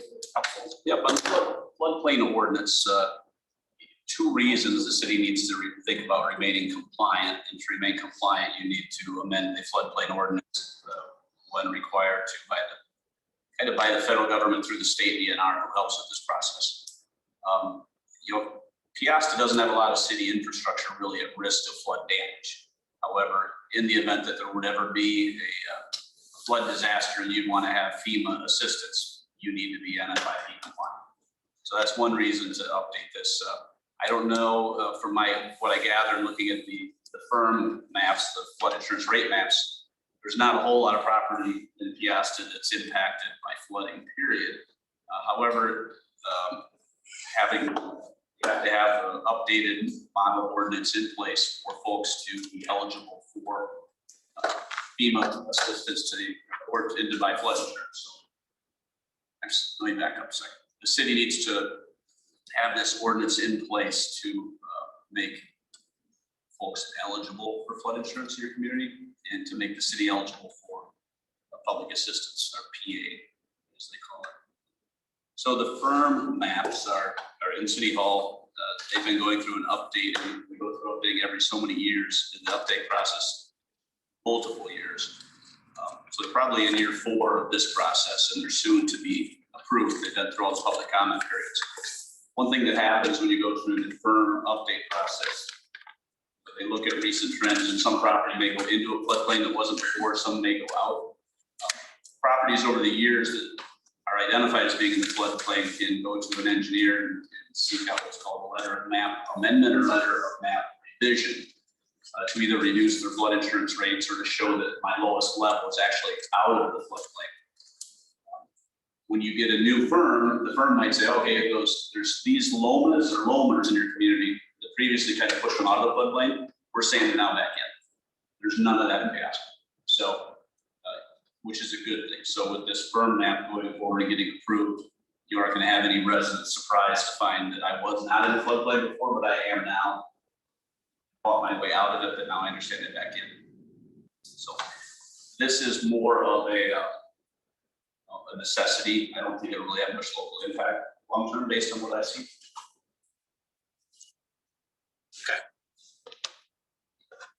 And as far as the verbiage that's in here, this is lengthy. Am I correct in understanding this is standard language?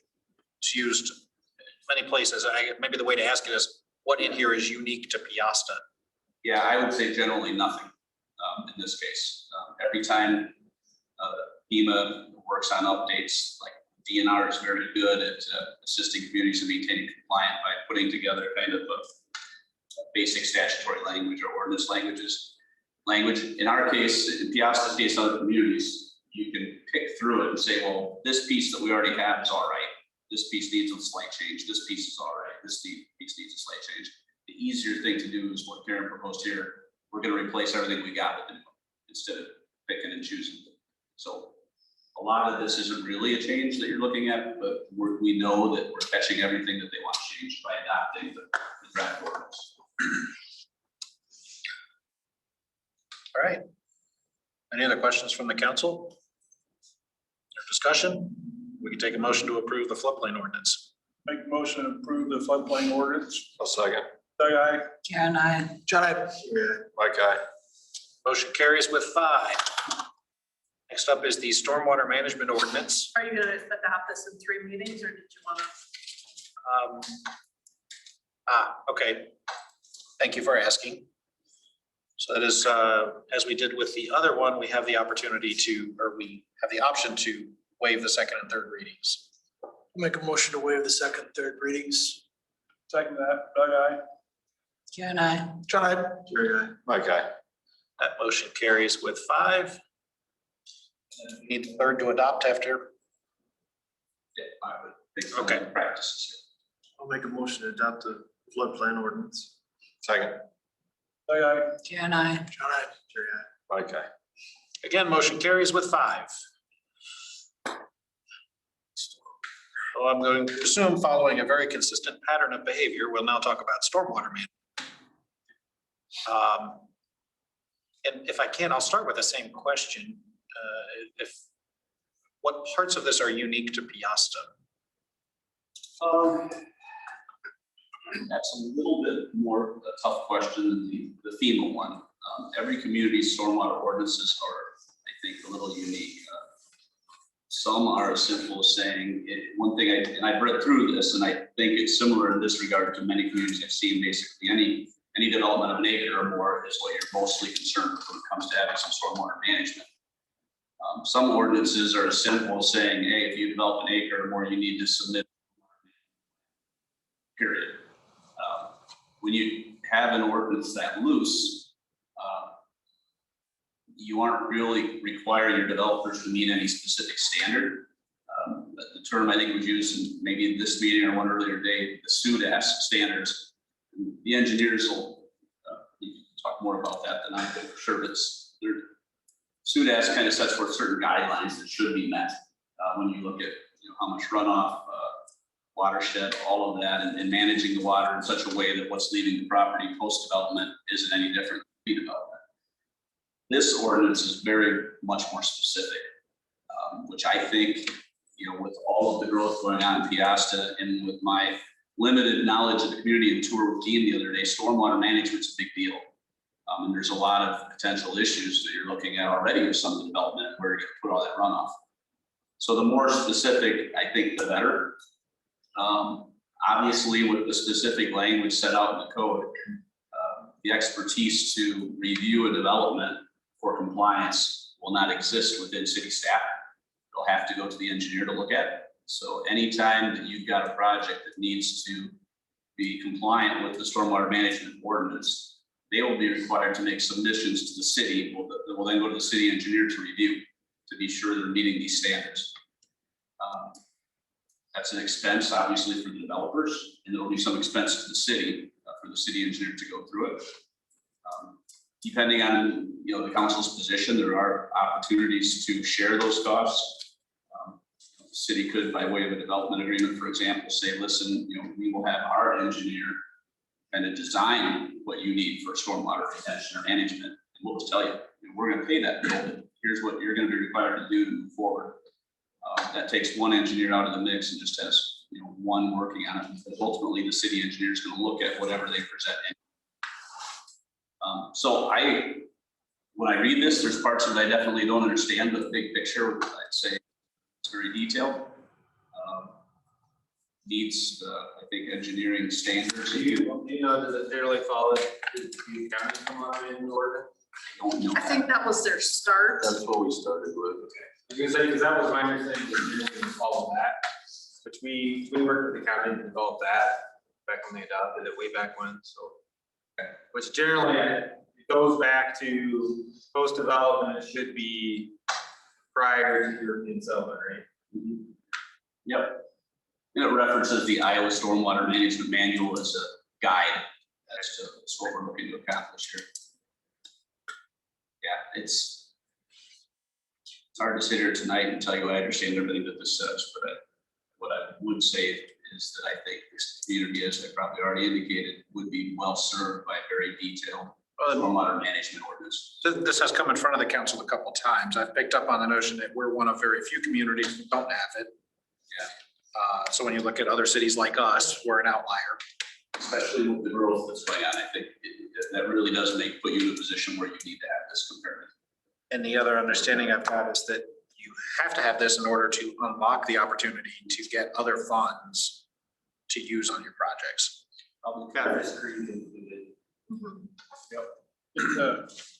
My question is stormwater management plan. I know I asked this in the past. And maybe I missed it in here, but I was looking at when they're building a single family home or dirt piles down here by Peosta Automotive. The plan I'm used to is you got open bare ground. And within a week, if that ground is still open, I have to do something for stormwater, put silt fence in, do whatever to maintain that. And I guess I didn't see that in there. With all the development that's going on, Cox Spring Road here 4 or 5 years ago when they was building them duplexes along there, every time it rained, all the mud would run out on the road. And I don't know if that'd be a separate than this. That'd be less than the 1 acre. Yeah, that should fall under these lines. Let me double check. That's MPDS, general provision number 2. Yeah, under 620.7, the applicability, the stormwater management plans and permits are required for new development and redevelopment sites with 1 acre or more of land disturbing area, requiring a subdivision plat. Commercial or industrial development requires a certified survey map. Any new development or redevelopment, regardless of size, with standard industrial classification code that falls under the NPDES industrial stormwater permit. And a single family residential lot that might fall outside of this, that would be something, unless there's another route we could look at too. I think it's a 1/4 acre for the general permit. Okay. I'm trying to find it. It's something that could be built into the building permit process too. We're still looking up. That sounds like that's where it needs to be. Yeah, does it? Building permit. Well, would the ordinance be in there? Wouldn't this be part of the permit Well, process? this wouldn't necessarily apply to every project, like what Doug's talking about, even single family residence or smaller commercial development where they tear the whole lot up. And they're working on it, but they don't control erosion. There's a big rainstorm and a bunch of mud goes out in the street. They really didn't necessarily not comply with this. So Wouldn't we want to put something in place with the building permit to control that? maybe in the, somewhere else in the code. Not that it couldn't be put into this somewhere too, but typically I've seen the stormwater management ordinances usually apply to the 1 acre or more or bigger things. MPDS is still 1 acre. It's still 1 acre or more, yeah. So like on Cox Springs Road over there by the stop sign, that empty lot that's down by the creek, hot pile of dirt there, there's no silt fence. So every time it rains, it goes in that creek and then it goes down. Is that grandfather? Topsoil pile, there should have been a silt fence on the creek side when they put it in. I'm not saying. There was, I think. There was at one time. I don't know if it's still there or not. Yeah, because That would have been part of their SWIP program, so they would have had to add that in when they started moving dirt originally. If they just Well, more than 1 acre. this, That would have been that whole site, so. Yeah. this ain't where they're moving dirt. This is where someone's dumping dirt. There's Oh, you're talking about Waterman's Yes, new building. I thought there was a silt fence there. I don't think there is. And that's a single family residential lot. Yes. And they're just storing dirt there. I don't. I think they're preparing it for. It's just It's 20 loads of topsoil or. Okay. in the same way down here by Peosta Automotive, that lot there, they just dumped dirt there and they finally seeded it last year or 2 years ago, but now they're digging back into it again. And there's no silt fence, no nothing for runoff. Also look at your nuisance code. See if anything, look at your nuisance code. Sure. See if there's anything that might be relevant there. Precedent from other towns that we could follow that would address the concern that Doug's bringing up. I know if you But probably really, called and not talked to him, really. he'd probably fix that problem. I'm sorry, what, Justin? If you called and talked to him, he'd probably tell you what he was doing with that pile and where it was going. I know he was using it for something, but I don't remember what. It was, Well, that particular pile looks like it's just going over to behind round 2. round two's all sand. I think back there now. Oh, maybe I've seen it. He's getting the volleyball courts ready back there. Yeah. So permit wise, the 1 acre is pretty standard, and I thought MPDS was going to a 1/4 acre, but they're still at 1 acre. But like Doug said, you got nuisance, you wouldn't want them to let them silt any of that into your stormwater system or water the US, they can't silt into that regardless of how much they're, so the city could easily put some silt fence control erosion off the property. So that might be like what you say, stick it in the building permit size stuff saying you have to do this, or it's gonna be a nuisance. Could be language, whether it's put in the code or not, you could add language actually to the building permit application. Where they make an initial acknowledgement that they're responsible to prevent the siltation from leaving the property. That in anything that might happen, the city has the authority to require you to put in silt fence or those, what do you call it, socks, something, yeah.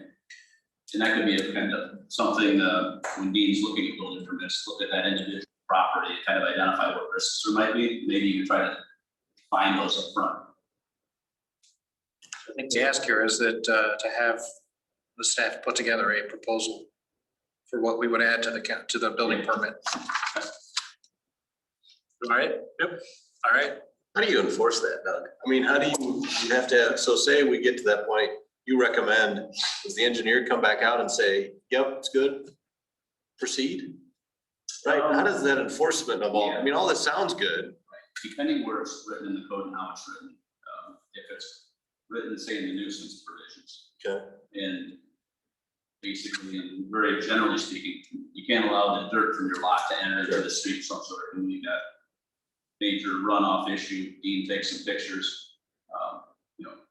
then you file a nuisance, you give them a nuisance citation, a municipal infraction. I assume we don't know your code well enough yet, but there's probably a municipal infraction chapter that says the city can penalize you for violating any part of this code. So they get probably a warning saying, tell you what, get this cleaned up. Yeah. Normally they give like a 10-day notice, like you have 10 days to get this cleaned up, and if you don't, we proceed with a citation. Yeah. And then if it happens again, maybe the citation right away, and maybe the warning is clean it up and put a silt fence there. So what's like a citation? What's- What's like the citation cost on that? $250. Something like that, yeah. Big enough. Yes, $250 a day for the first, not that you ever really go after, $250 a day. Just need to make sure the penalty doesn't cost less than the silt fence. Yeah. $10. Valid. That's what I was getting at. Sure. Thanks. On that discussion from P and Z, any input on it? I think it makes sense. Enforce it. I think Dean would probably be the better one to enforce it. I know he doesn't have the right tickets or citations, but he's gonna be the one that's probably ultimately gonna have to clean it up. So that would probably where I lean to, is how much time is it gonna take Dean to clean it up? City staff. That's where the citation should probably. And the guy behind you can write the. Yeah, that's it, administrative side though. I mean, for the citations, that usually goes through the lawyer to send something like that for. Yeah, either through administration, consultation with the lawyer, or through the lawyer, Correct. Lynch Dallas, we will work with some communities and sometimes do some training so they can be educated on how to do the municipal infraction process themselves. Oftentimes, even then, they'll kind of write it up and send it to say, hey, we think, go to the court, we get involved. Fortunately, we don't have a lot of them. I think being too would be real good at identifying riskier situations. A very hilly situation without, with a lot of runoff versus a flat residential lot. Being able to identify that and share that information with the developer or the builder would probably help a lot. So the action to the council on the stormwater management ordinance, the extra note about the building permit process being noted and action being taken by staff on that. We do need to pass that. Before I do, I just wanted to ask, was there any other input on the stormwater ordinance itself?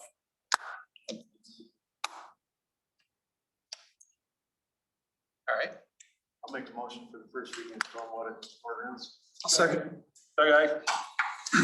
John, I. Jerry, aye. Mike, aye. Motion carries with 5. Good discussion. I'll make a motion to waive the second, third Did you read Doug's comments? portion. Yeah, I was gonna say that. I think this is one we wanna kind of get out there, right? We gotta.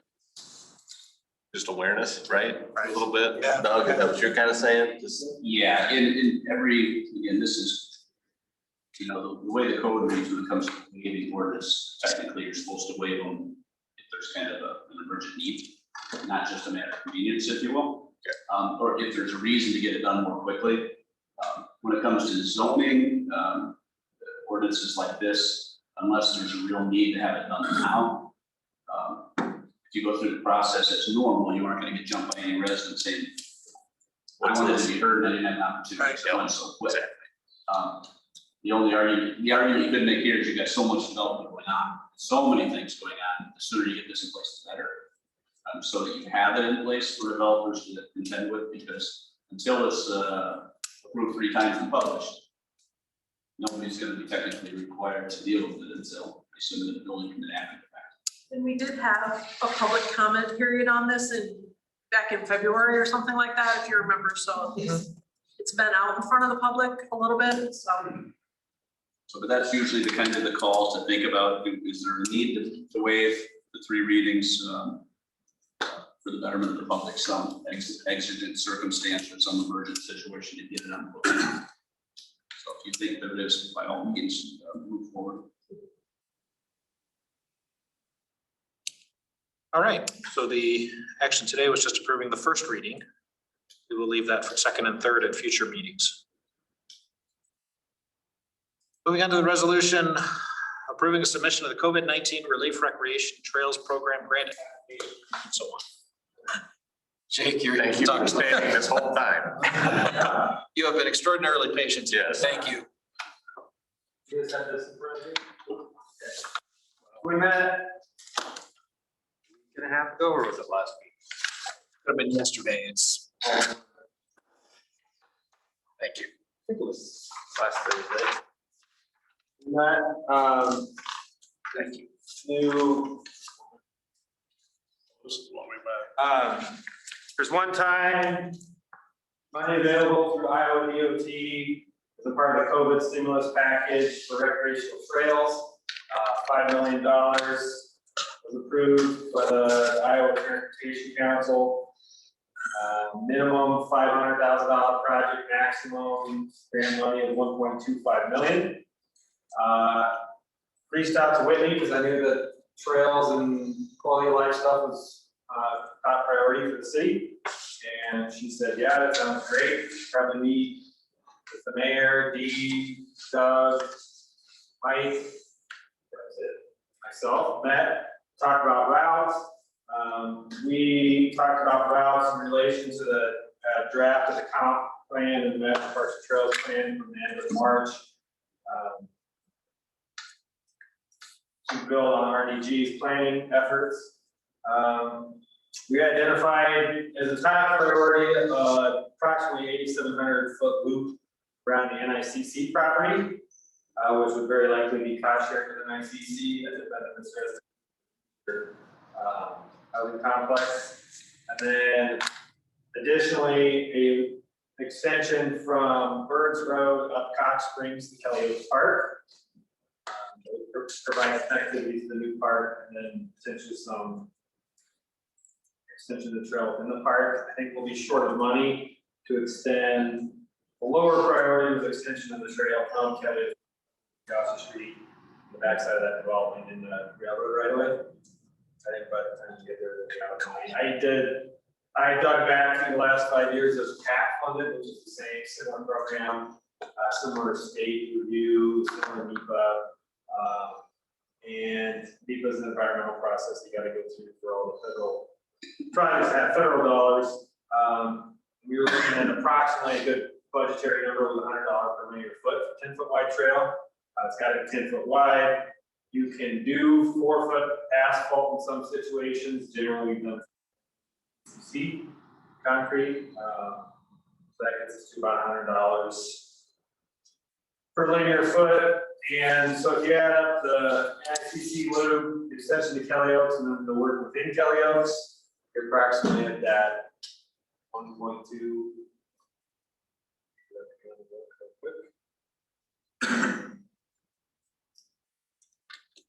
You're approximately that 1.1 to $1.2 million. So by the time you throw some right away acquisition, engineering, construction management, all that stuff, you're in that ballpark. So. Part of the grant application is a resolution of support from the council. Have this guidance out. Yeah, as a part of the application, an official endorsement resolution is required. For the responsible project management and operation authority must provide assurance that adequately maintained. So, this would satisfy that the city. Order to get awarded. Any questions on costs that we talked about or routes or? So I got a question about NICC. Do we need to talk to NICC, say this is a plan we're looking at, to make sure that they're on board? So when we submit this, it's okay with them? Or is that, or did you guys do that already? I'm not aware of that happening yet, but I think that's a good move to keep them in the loop from the get-go. Hey, you haven't had a conversation with them. I would say if you guys are on board, then I'd say. So this is the next step. It will be a next I'd be step. concurrent with developing the application. And this is 10,000 feet, right? This is draft right here. If This is draft, yeah. If I proceed with the application, I want an itemized breakdown. So we'll kind of create up and put it on like more presentation quality, not just the lines on draft page of the comp plan. They want a couple other maps. They don't want preliminary design. They just want, like you said, 10,000 foot view with an itemized breakdown of costs. And then there's some other letters. Well, there's a minority impact statement you guys submit, official endorsement, itemized costs, digital photographs, which I took here before the meeting, sketch plan, part map, and then there's an application form, which we're already working on the application form, so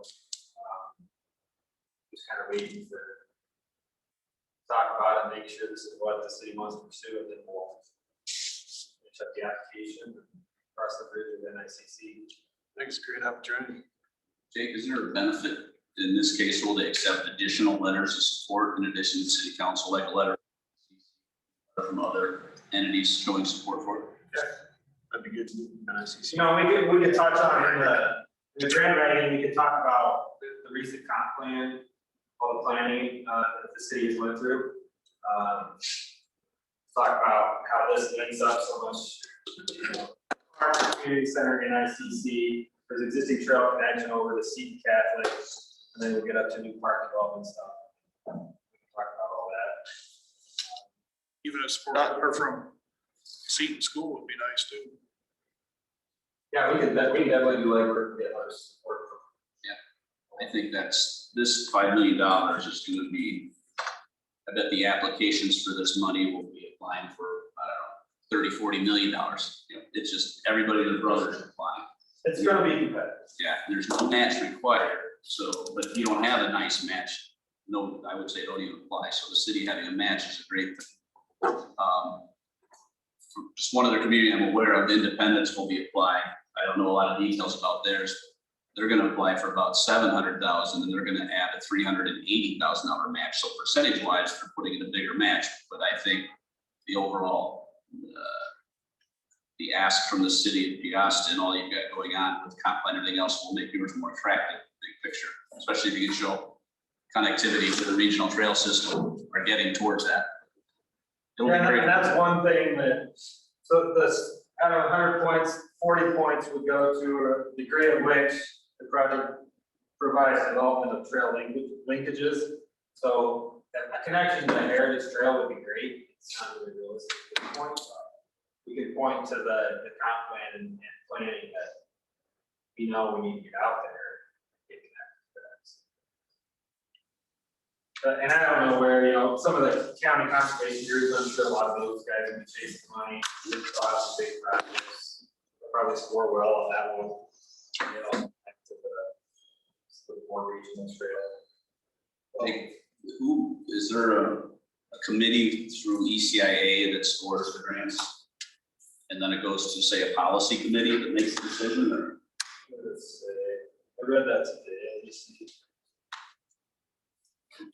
I'm asking, my experience is with the Cedar Rapids cog, and that's how it works there. There's a trails committee makes recommendations, but then it goes to a policy committee. I don't think this is going through the cog. Okay. I mean, this. It was, I thought what you talked about, but it was say was still in the application.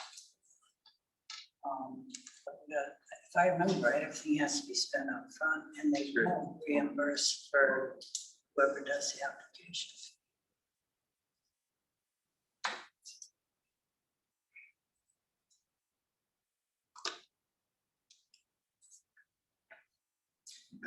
Yeah, maybe unpopular, but can we do it all? Say the extra 3,300 as well? Now you got 2 loops of trails? Say that again? So we're proposing that we do the NICC and then 1,000 and 1,400, right? Why not do the 3,300 as well? What would that take? Well, we can do that, but for this portion of it, you just, you can put it all in there, you know what I mean, to get the 1.2 million. Well, we can do it after, if we. So it'd be like, so you're saying like it'd be like a $2 million project, Yeah, and the city would only up More. 750,000 instead of 200.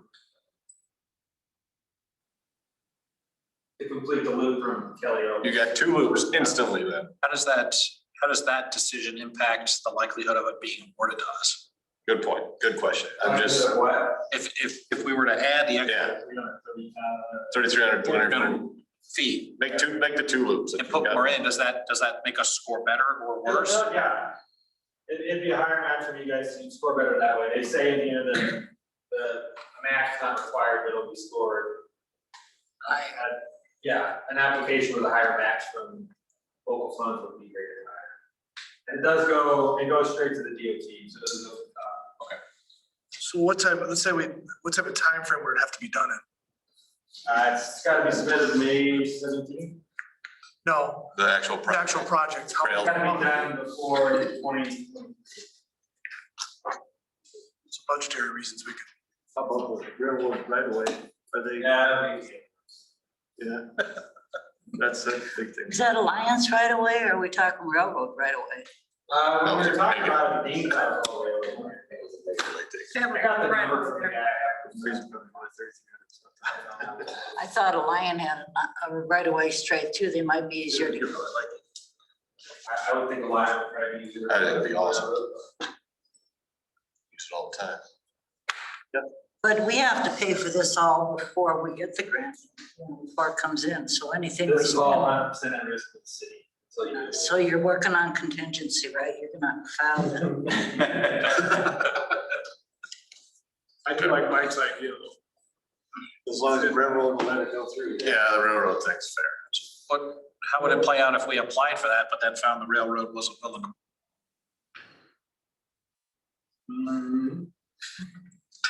Well, that would affect the match, which will affect the scoring. But it would be after an award. It would be after. So if we get awarded it and then we change it because our, Can we amend it to a different location? Let's say that doesn't work there. Can it go to a different Yeah. spot as long as it's 3,300 feet somewhere else? Yeah. X amount of dollars to our. But once it's approved, Yeah. even if you have to say this, we just couldn't get this to work, that either an amendment or just a pro rata reduction, you're reducing your contribution, the grant reduces its contribution. But I doubt that they'd say, okay, you're out then, because it would just be more effort for them to say that than to work with you. Plan A is this, plan B will be, trying to put it someplace else. I think we just cross that bridge when we get there, you know, if it's preferred to run along the railroad, go to Peosta Street, we can certainly work towards that. understood from you, the scoring says that we ought to prioritize the connection between the schools and the That parks. connectivity will help. I mean, the best connectivity that would help the application. I don't think that's realistic. Hot Springs too, remember there was We did just see a plan. Hot Springs. That was another Was it in Sunday's paper? Mara or wherever it is there. What is that? Charity Road, what is it? They had, on the old highway, they had a trailhead. There to the school. Juliana. It's just a plan somewhere. Oh, from the county. The county was doing it, but it's You're gonna redo the road, right, Craft roads? old highway. And they, in the future plans, they put a trailhead right up there at the old highway. Which will be out of the city limits. So. Right. You talked about that on some meeting. Well, that's, I think what, I'm only hearing, I think that maybe where you saw it was in the comprehensive plan. Maybe that was it. The Parks and Trails part of it, where they show the future vision for the network. That's why I saw And it. it does, yeah, and it is here. You're right. This is that That's page. what you're referencing. It probably is, yeah. So I mean, RDG caught up on that too. They identified that the connection to Heritage Trail would be. It's too far. The city and put a trail up there. There might be another one too where they were on this side, but I don't know. Yep, it was at Kelly Oaks Park, and the thought there is it's a trailhead that would then eventually feed down Catfish Creek. A trail going that way, but the county is not nearly as prepared to put a trail down Catfish Creek at this time. There's other precedent that, or things that have to happen first that aren't there. So from a county point of view, the county would be prepared to collaborate with us on a Heritage Trail connection first. So was it too late to up it to include that 3,300?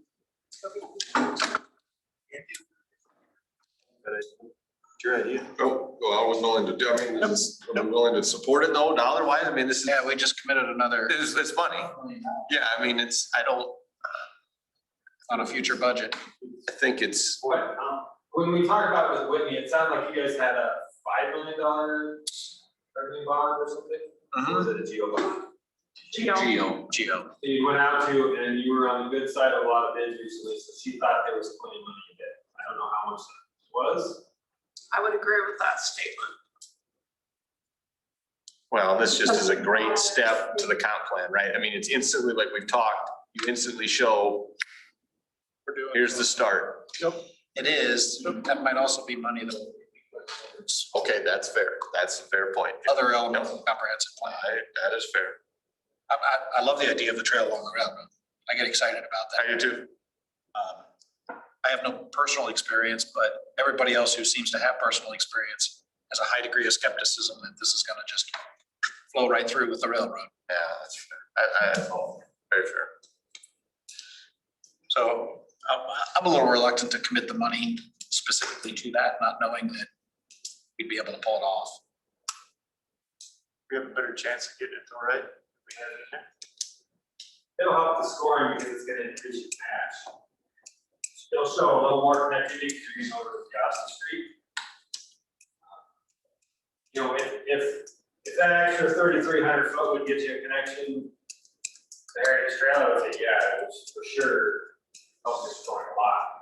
But I would say mainly what it does is increase the local match from $250,000 on a $1.5 million project to $750,000 on a $2 million. So it's going to increase your percentage match, which will help your scoring. And it does connect us to another park. Yeah. I'm not trying to spend your money either, but back to the comment of how competitive this is gonna be. You know, if you shoot the lower number out there, you made it, I don't know, it's an I don't know, but it's gonna be so competitive. Without the connectivity issue to Heritage Trail, you know, see everything else in your camp to make it work, in my opinion. I would say it's going to be better.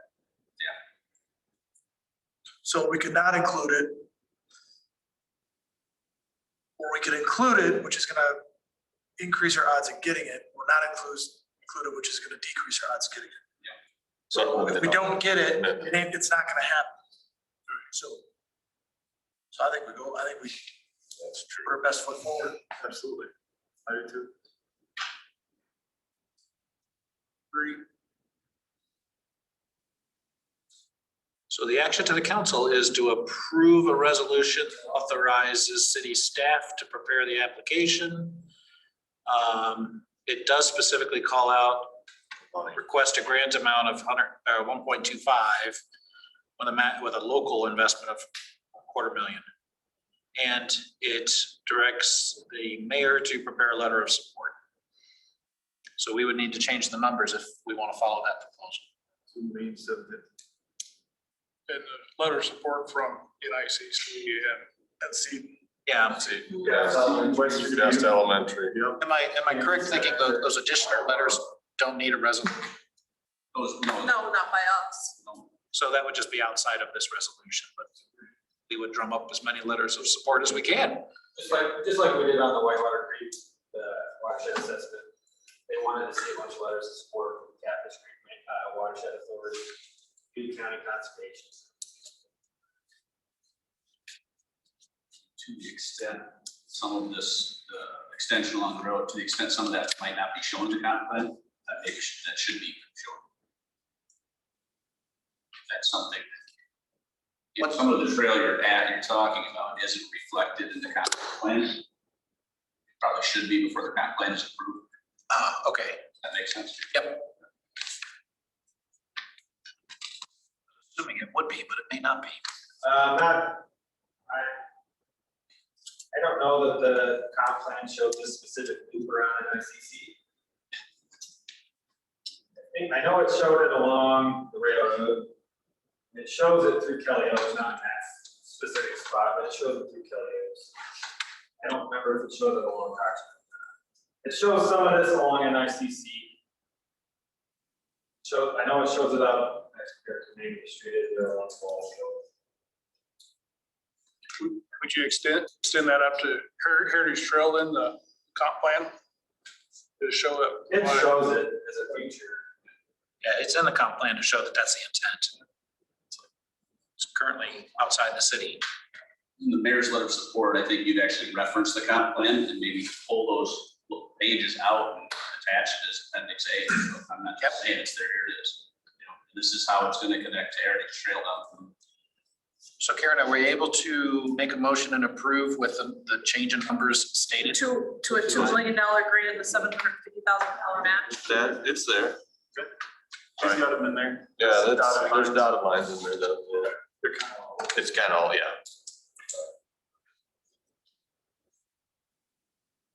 That's what the council approves. Yes, they can change those. Yep, you can. So we can entertain a motion if that's what the council wants to do. I'll make the motion to approve a resolution. Changing the amounts of 2 million. or 2 million.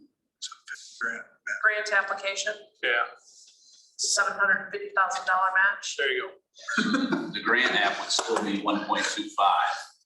The local match would jump to 750 for a total project cost of Second. And at some point we'll reach out to this. Yes. So we have a motion at 2,750,000. that would stay the same. Okay. Yep. Did we get a second? Grant amount. I second. 1 million. Aye. Oh, hang on. Got it. Karen, I seconded that. Yep. Go ahead, Doug. Aye. Yeah, so Aye. John, Mike, aye. motion carries with 4. And then as a follow-up action, In the- Karen, do we have a note taken to additional support?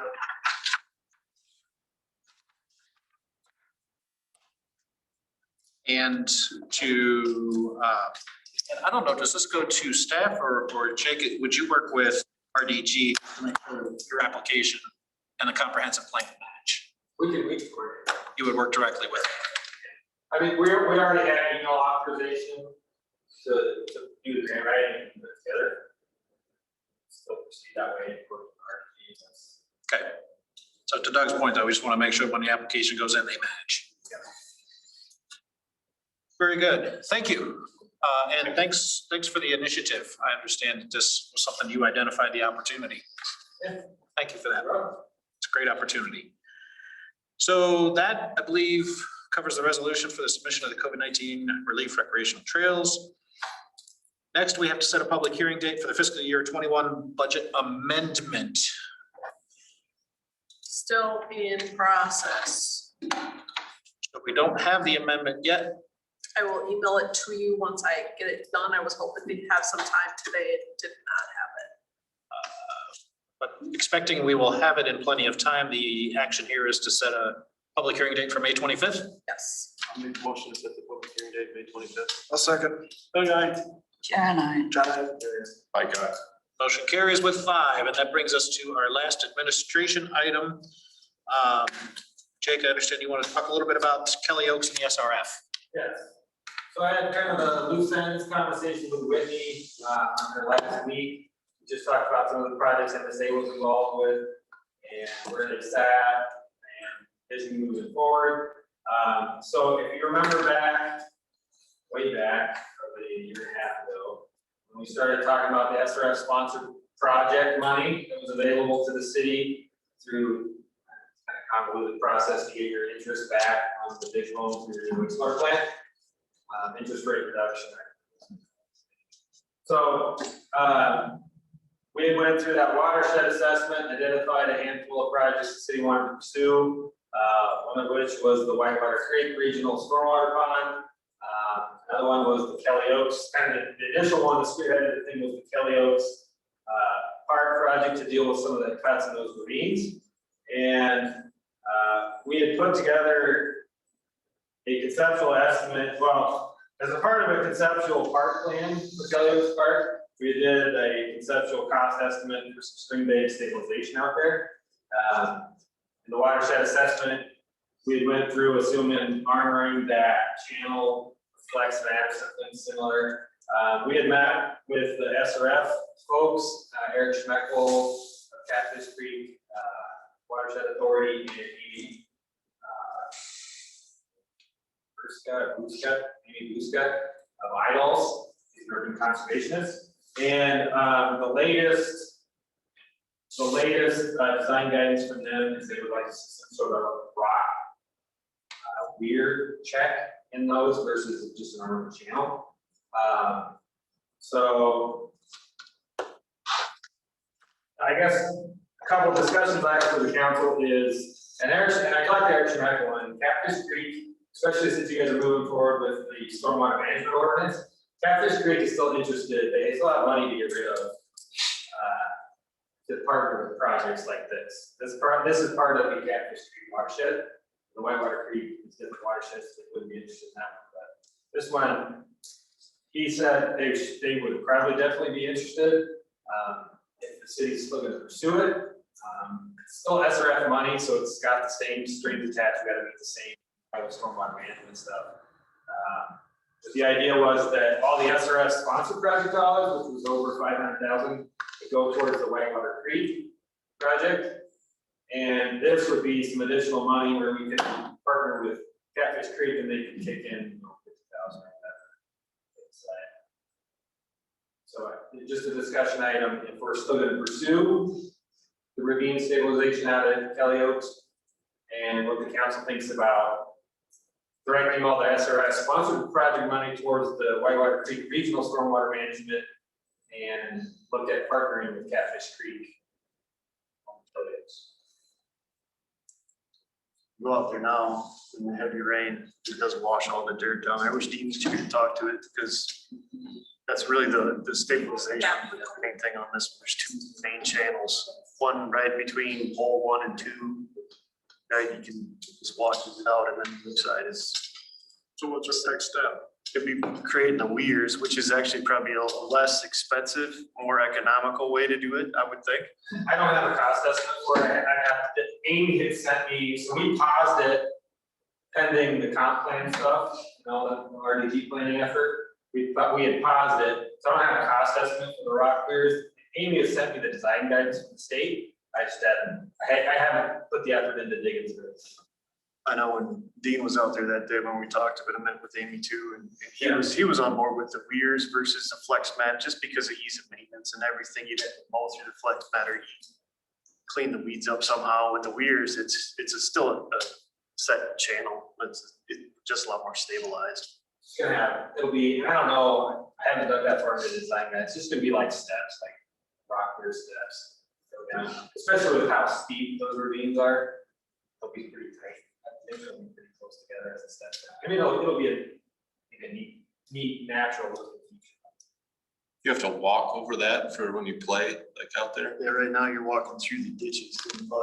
So you did walk, but you think that'd be a pretty good thing to walk over or down, or?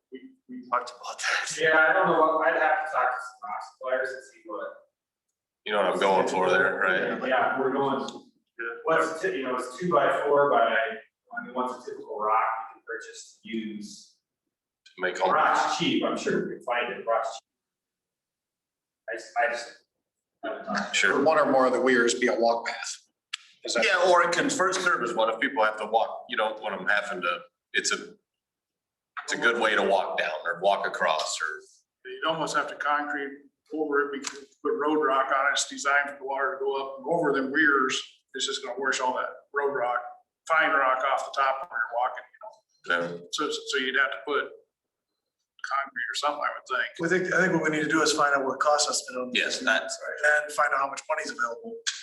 Then we can move forward with it. So we can move forward with doing a design concept for it, with Idol's most recent design guidance, and put a cost estimate together.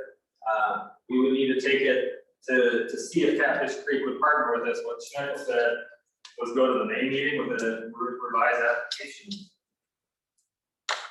And take it to the board then. He said those should have some clarification on a handful of other bigger ag projects.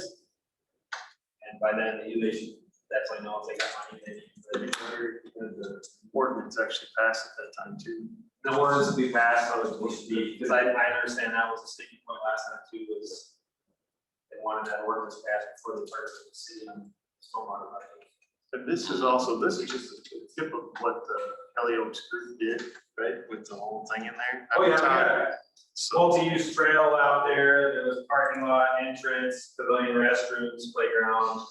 There was pedestrian crossings. yeah, so you talking about bridges and stuff, we actually had moors and that on the, what was it, Midwest, the steel that we had we had it all designed out and everything, and it was just kind of dropped. No, that's, yeah, a lot of work done. So, and, it's kind of also a little sore spot too, because when RDG came in, they just totally discarded all the work that we did put in there. Not we did, I mean, that the group did. And, So we'll start working on putting a design concept, see how we can make rock. Talk to suppliers and see what we got for readily available rock. I would make that work with Iowa stormwater management. Manual. And we'll go back to the Catfish Creek board. You go to the meetings right here. Yeah. You want me to plan to come to the May one? Sure. I'll coordinate. I think that's down museum. Okay. At the River Museum? Yep, Oh, I think that's where it's at.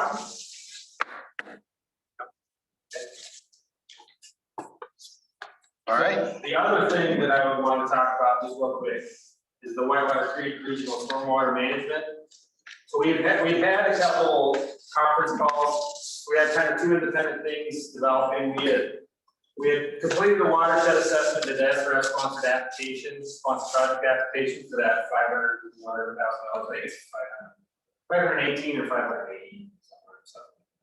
So we had completed that watershed assessment, got approved money. We met with them a couple times to talk about the projects that were priority to the city. They're on board with Kelly Oaks, they're on board with Whitewater Creek Regional Stormwater Management Facility. They're hyper focused on water quality. They want to see. So that's what we had completed a design concept to have the pond south, like you're talking about, Doug, on the Conlon property. Mainly that was to pick up the drainage coming from the east. We had kind of a couple kumbaya sessions with RDG and Whitney in the middle to talk about comp plan, development, and what we had already done on watershed. And it's up to the city what you don't want to do, but what they have proposed that does not meet the watershed assessment we did and the stormwater application. I'm not saying the money's at risk, but I would say at least we need to talk to Amy and DNR and say, if we want to proceed with the pond further north, offline of that creek that comes under Cox Springs, like they showed, we would at least need to talk to SRF to maybe amend watershed assessment in the application. Because they're expecting a water quality benefit for that whole drainage, not 40%. Is there anything down there they're showing right now as far as those channels or pockets with that? Well, That's not enough. It's such a large drainage now.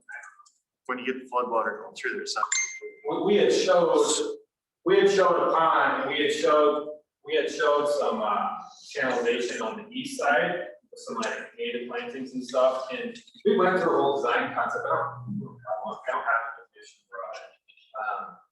And we had presented kind of a design concept and detailed cost estimate for everything. And it's totally up to the city if if you guys want to keep pursuing the pond to the north, I don't know, it doesn't seem that RG really reviewed or took into consideration anything we've done, because it was already completed, and I kept trying to relay to them, we already did all this watershed assessment, we have an application in approved, it's coming online, that drains to the east, that's what expecting for this money. I'm sure we can amend it and revise it, but, and maybe that's what the city wants, is the pond further north to avoid impacts to the common property. There's like 10 or 12 acres of floodplain on that. So is this money in jeopardy or not? I wouldn't say it's in jeopardy, I would say what RDG has done does not follow. Okay, but then why are we having this conversation? You and RDG have been in the same room. Yeah. Why can't you guys just figure it out? Two engineering firms just figure it out. Well, I don't want to be a babysitter about this. I understand that. We sent them the watershed assessment, they understand what I don't know why.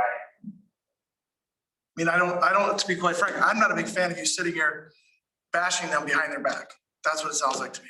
I'm just saying we sent them a watershed assessment, and when they reviewed the comp plan and they want to push it north, I'm saying that doesn't meet the watershed assessment that we had developed. If that's what you guys want, that's fine. So can we, So the money's not a jeopardy, the money's not a jeopardy. You still have the money, it's there.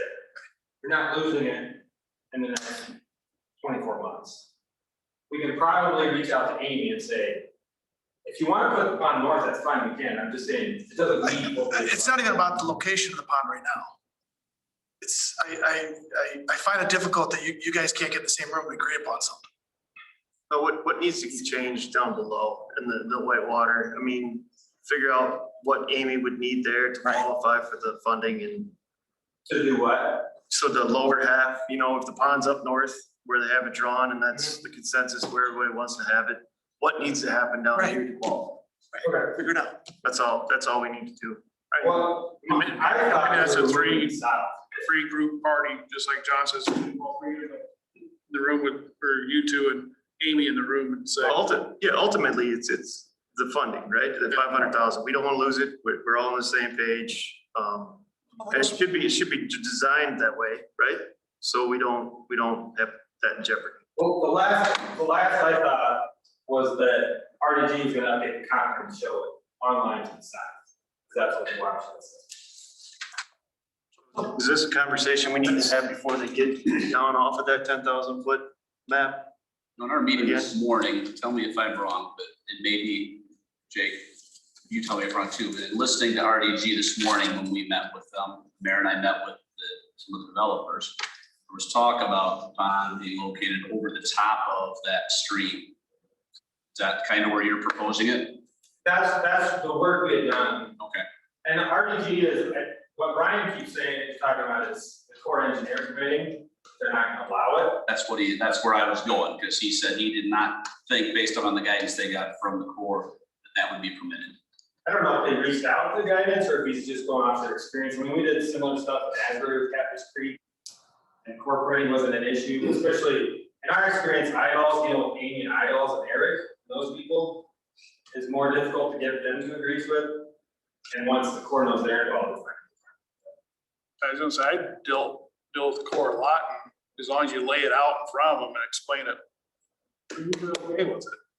So can we get you, RDG, and someone from us on the phone with the Corps, find out if it's gonna be done, or is it just gonna go back and forth like this for the next 6 months? More beneficial to get idols in here again. Well, we can reach out. I can reach out to Amy. They're the harder people. I know, but it just seems like we're going back and forth. Let's just get it figured out. We're not rocket science here. Great. Well, just kind of, I would say it depends on city guidance for the county. There was two independent things on guidance. Well, and that's what we're trying to resolve. So there isn't two independent things. So we can have two different engineering firms giving us the same answer. Because we're not experts. Right. So we would need for sure clear guidance on core permitting. I can reach out to the Rock Island, see what his thoughts are. And then if we move the pond to the north, we need direction from SRF and idols on, we have to revise the watershed assessment, we have to revise the application, are you guys good with it? Or if we split pond, if there's still a pond south and a pond up north, it's just half the size, both, whatever. You know what I mean? What can we make work here? Is where we're at. Would it be better to have Doug on that call too? So all four parties are involved?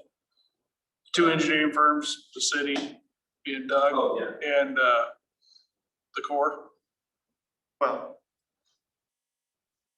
I would say the core can be handled with an email.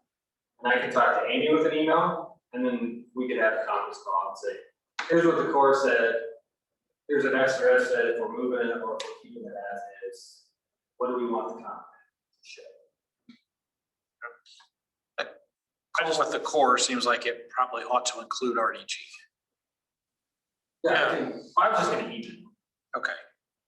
I was just thinking that if Doug was on there, you know, then we still ain't hearing, well, the Corps said this, no, the Corps said that. It's the same thing I'm looking at is, You know, You say Doug, you say Doug H or Doug H? Doug H. Not this Doug H. in the ICA. There you go. Yeah, my take, and I could have misunderstood, but with RDG, my take was that they had specifically reached out to the Corps with this situation as opposed to looking at past practice, but I'm not certain. I've asked them that. Yeah, they did. I said, show us the proof. No, show us the proof. If you get reached out to them.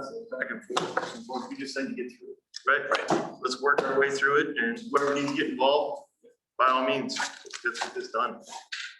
Yeah, I just didn't want, so, I think I just want to say, the current plan, if that's the way you guys want to go, that just doesn't follow the watch system. You probably remove it, get SRF and then buy off on them. It doesn't follow where it's made on the white water.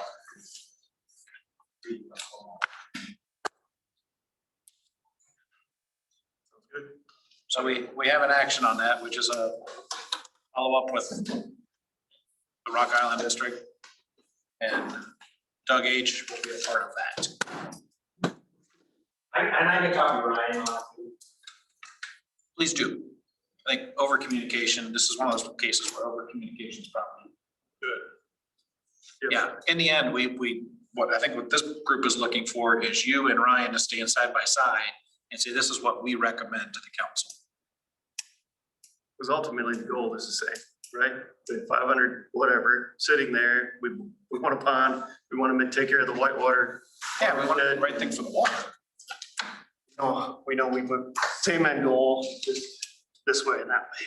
Yeah, I mean, there's some competing interests there where you want to put development. The SRF is water quality. We want, this is funded for water quality, whereas, you know, there's recreational purposes, there's development around it, that stuff. So there's some competing interests. You can still have water quality and recreation, same thing. It's just how you spin it. All right, anything else for Jake? No. Thank you very much. Thank you. Thank you very much. With that, we've hit the end of the agenda. We'll ask one more time. Anybody else care to address the council before we close? I just got one quick question. Has there been any talk among staff When what? when City Hall's gonna? Yes, a little bit. We had thought May 1st, but depending on what we're gonna do for, That's good enough. I was just curious. well, for renovations is what we're thinking. Okay, do we open up and then Close back. gonna renovate and do close back down? Have we gotten numbers or anything on that? yet? No, waiting on RDG, who's working on that feasibility study. We don't have anything back yet.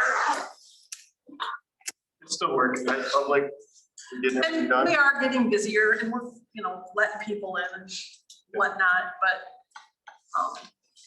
I would be all for opening right now. The problem is when well, what do we do? How's it gonna work if we're doing a renovation?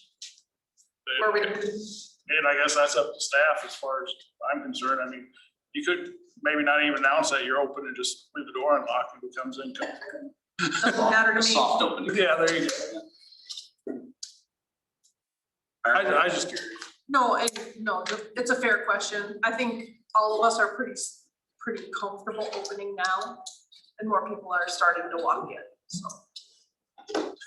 Make a motion to adjourn. Doug, aye. Karen, I. John, I. Sure, yeah. My guy. He's adjourned.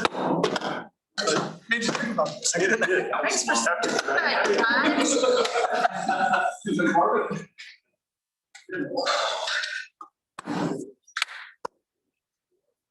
Yeah. I was thinking this one might be a little shorter. Bring anything to drink? I just know, personally mine.